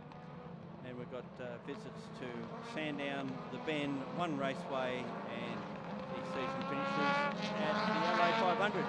Okay, so they line up 2 by 2 for this restart. Very different to most other categories, which are single file restarts. Aussie racing cars do have 2 by 2. And I suspect that there's a drama for someone coming down the straight who's decided they're going to go to the pits instead. They are. That's unfortunate. So Garland will control the restart. And once the flag's waved or the green light's out, there he goes. So they're all off immediately.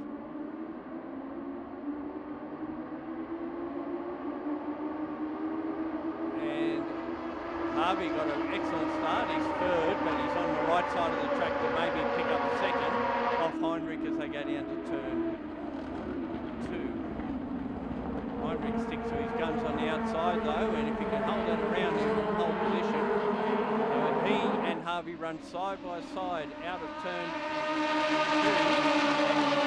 Osborne managed to hold on, and he's got an inside run down to turn 3 on Garland, so they're going to run side by side turn 3, which gives the advantage back to Garland at turn 4. But the wider line could help Heinrich's pace.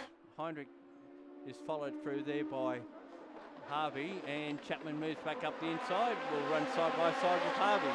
So it's on for young and old amongst this front group at the moment, with Garland managed to hold on just in front of Heinrich.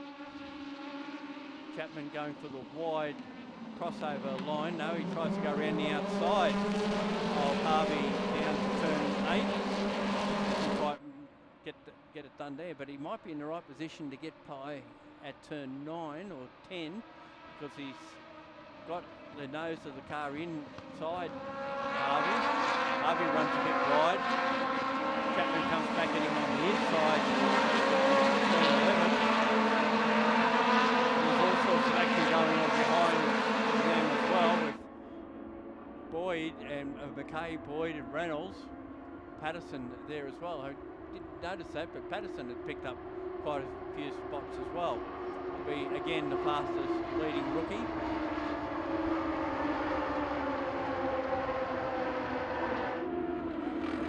More action going on back in the field here. One off at turn 2.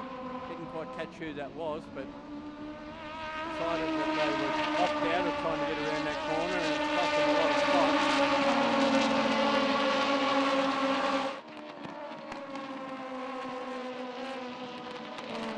That's Reynolds in the number 9 car there. He followed deep behind Boyd, and that was Chapman who was off at turn 2.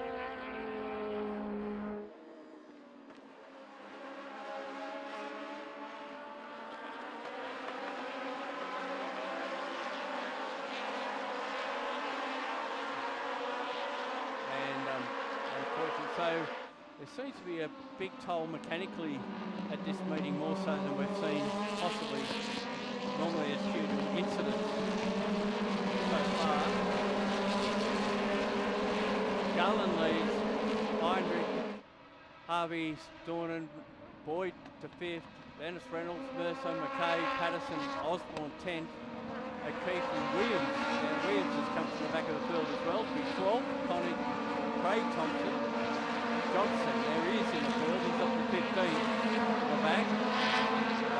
I guess his aim would be to try and get to 10th. If he got to 10th, he gets a front row start. Now we see a battle for the lead intensify. Heinrich taking the move and gets the job done down to turn 1. So Joel Heinrich now leads. And Garland tried to come back on the inside, then goes to the outside. So he's got a very good braking package on that Triple 8 engineering car. Started that late.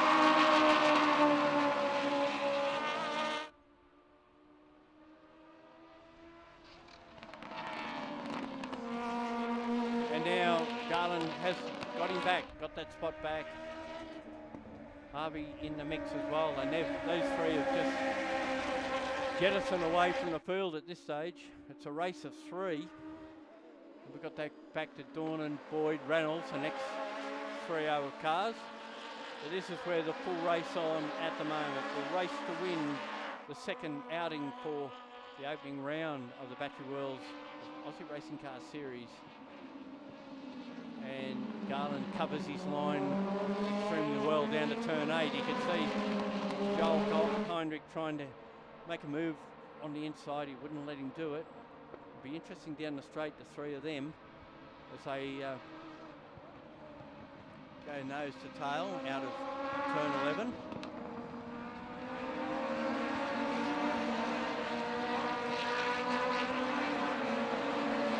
Can he do what he did the last time round? Make the move stick. No, Garland covers his line this time. He's not going to let him get away with it. And now he took the wide line into turn 1, which gives him the tight exit. So he can not allow Heinrich to move up the inside of him at turn 2. Although Joel didn't really have a go at him at that stage. Boyd is still behind Dorman, and Reynolds just behind him. So those 3 are the next group that are dicing for positions, and then it's Mercer, McKay, Patterson after them.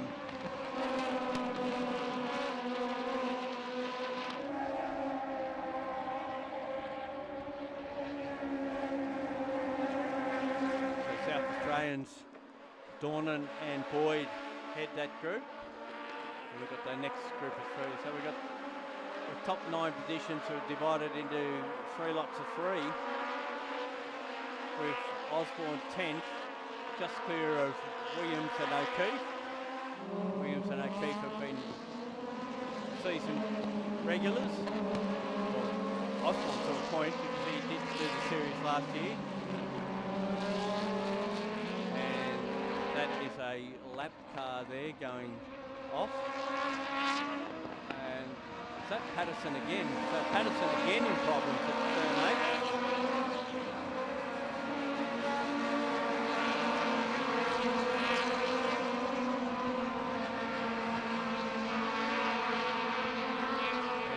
Dramas. It's unfortunate.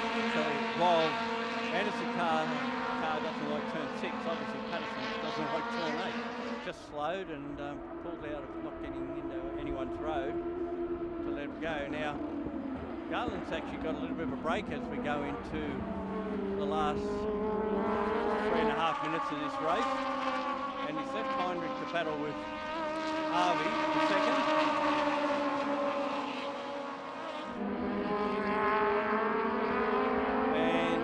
Held up badly there from lap. Oh, that's back in the. Thought that was the leaders there for a minute, but we're looking back in the field. That's car 24 of Connick ahead of Ash Johnson looking for a way through. That's the orange and black car in the background there, who Thompson.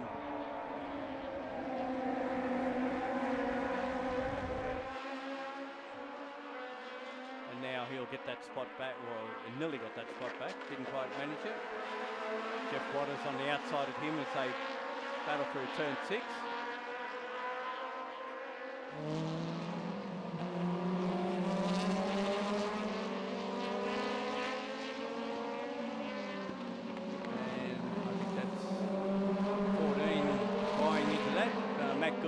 Seen go off early in the week, and Grant Thompson just had a spin out of turn 8, and we can see Patterson's car parked just a little bit further up off the track away from turn 8. So Waters is now trying to fend off Asher Johnson, the second of the Johnson Trail Racing Enterprises team cars. And there's the other one further up the field in Jack Boyd. Sonny doing the limited program, Johnson doing the whole season, but Boyd is in for several of the rounds. And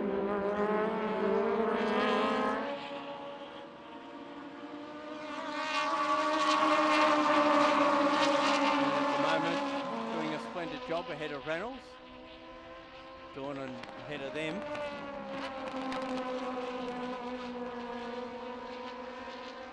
And they're just going through turn 5 on their 11th lap.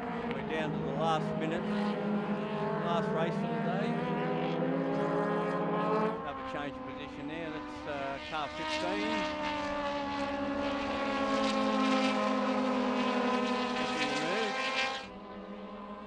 And getting it dog, but then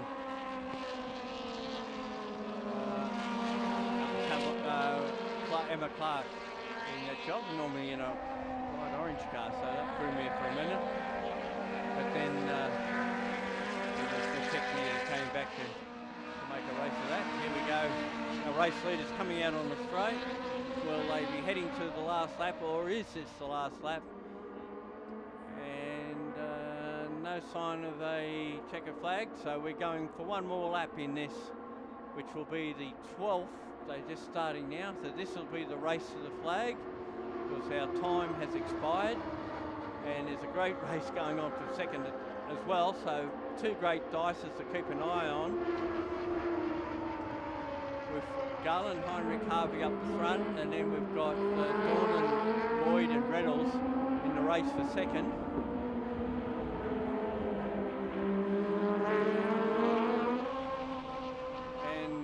Not being deceived, I think there's another 3-0 racing for third, which will involve Williams, O'Keefe and Osborne.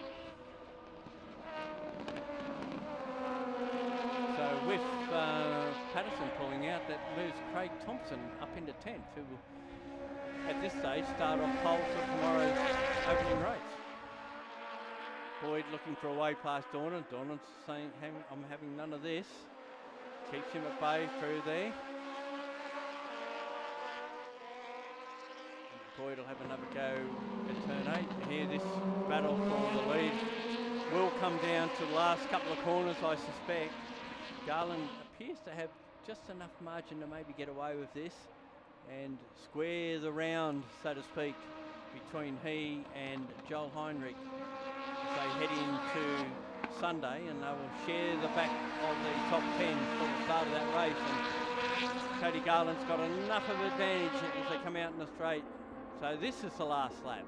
So we've gone well over time, but all good. We want to see plenty of racing, and in the background we can see Jack Boyd trying to get past Scott Dornan down the straight, and Scott Dornan had to go right over to the left-hand side of the track to keep him out.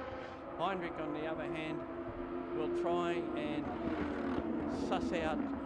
Oh, he does. Goes down the inside, gets the job done. So Joel Heinrich gets the lead back. They come out of the corner, and and there's been contact as Garland just got edged off the track and then came on in front of Harvey, and it's allowed Joel to get away with a bit of a margin out front. Mason Harvey now trying to get past Cody for second. He comes through turn 5, and I think Mason's going to line him up for 6, but Garland was a wake up, moves over, not to let him through, then moves back to take the line.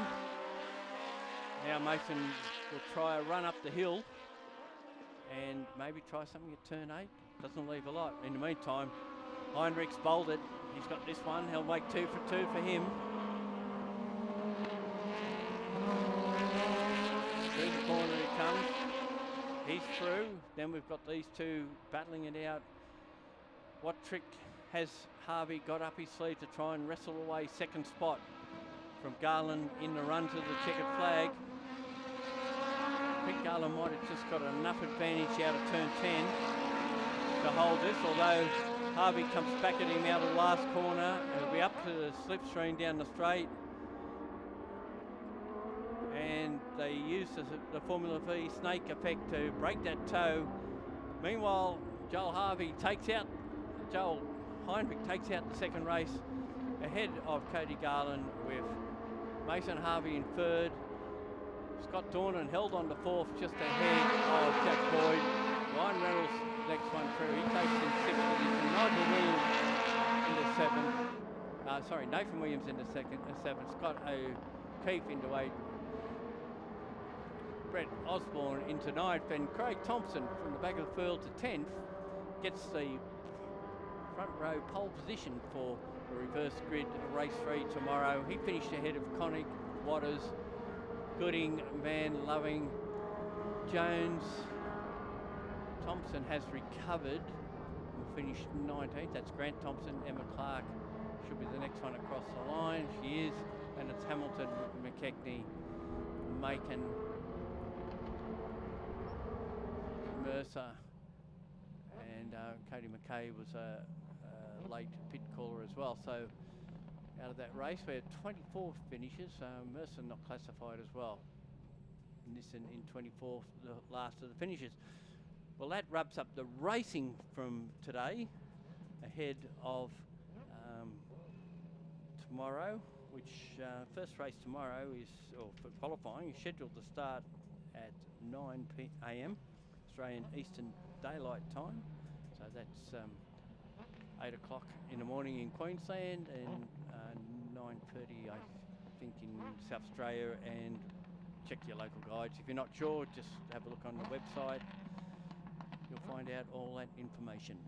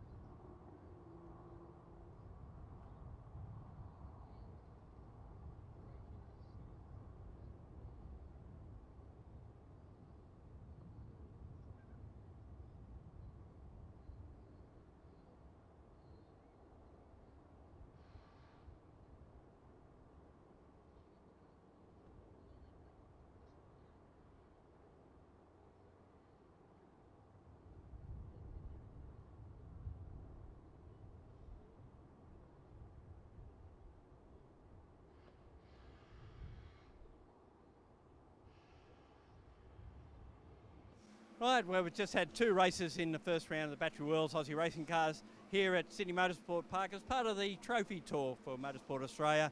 Joel Heinrichs, so far, come out with 2 from 2. Yeah, it's pretty cool to do something a little bit different. Obviously, normally we're on the supercar round, but, you know, sort of get looked after a bit better here, so that's been nice. Good start of the weekend. We've always been in that top 2 or 3 every session, and pick up 2 wins today was great. You know, the second one was definitely a bit more hard fought and, a bit of controversy, so, yeah, we'll see what plays from it. And you said that there might have been a bit of touch going there when you got past Cody towards the end. Yeah, I sort of copped a hit from him earlier on, and then when I got back to him, we rubbed a little bit, and then in the exit we sort of interlocked wheels, I think, and both ended up in the grass. But yeah, I know we sort of finished where we were there, and yeah, play on. Now, I was talking to your dad yesterday. He said you were going to see how these first couple of rounds went, whether you're going to really pursue the championship for a three-peat. But by the way it's looking at the moment, that's definitely on. Yeah, the car's fast. You know, the team done a mega job. If we're keeping it at the pointy end, it'd be silly not to keep pressing on. So, you know, yeah, we'll just see how the first few rounds roll and play from there. Now, tomorrow you've got to start from 10th. You've got Cody alongside. How's that going to go? Yeah, he's an aggressive driver. He's going to carve through him pretty quickly. But, you know, I'd just sort of rather stay out of trouble and, you know, pick him off. It's a long race. That one felt like it went for about an hour. So hopefully tomorrow's one feels like about an hour and, you know, just bag some points and get through some cars. Well, wish you all the best for tomorrow. Lovely, thanks.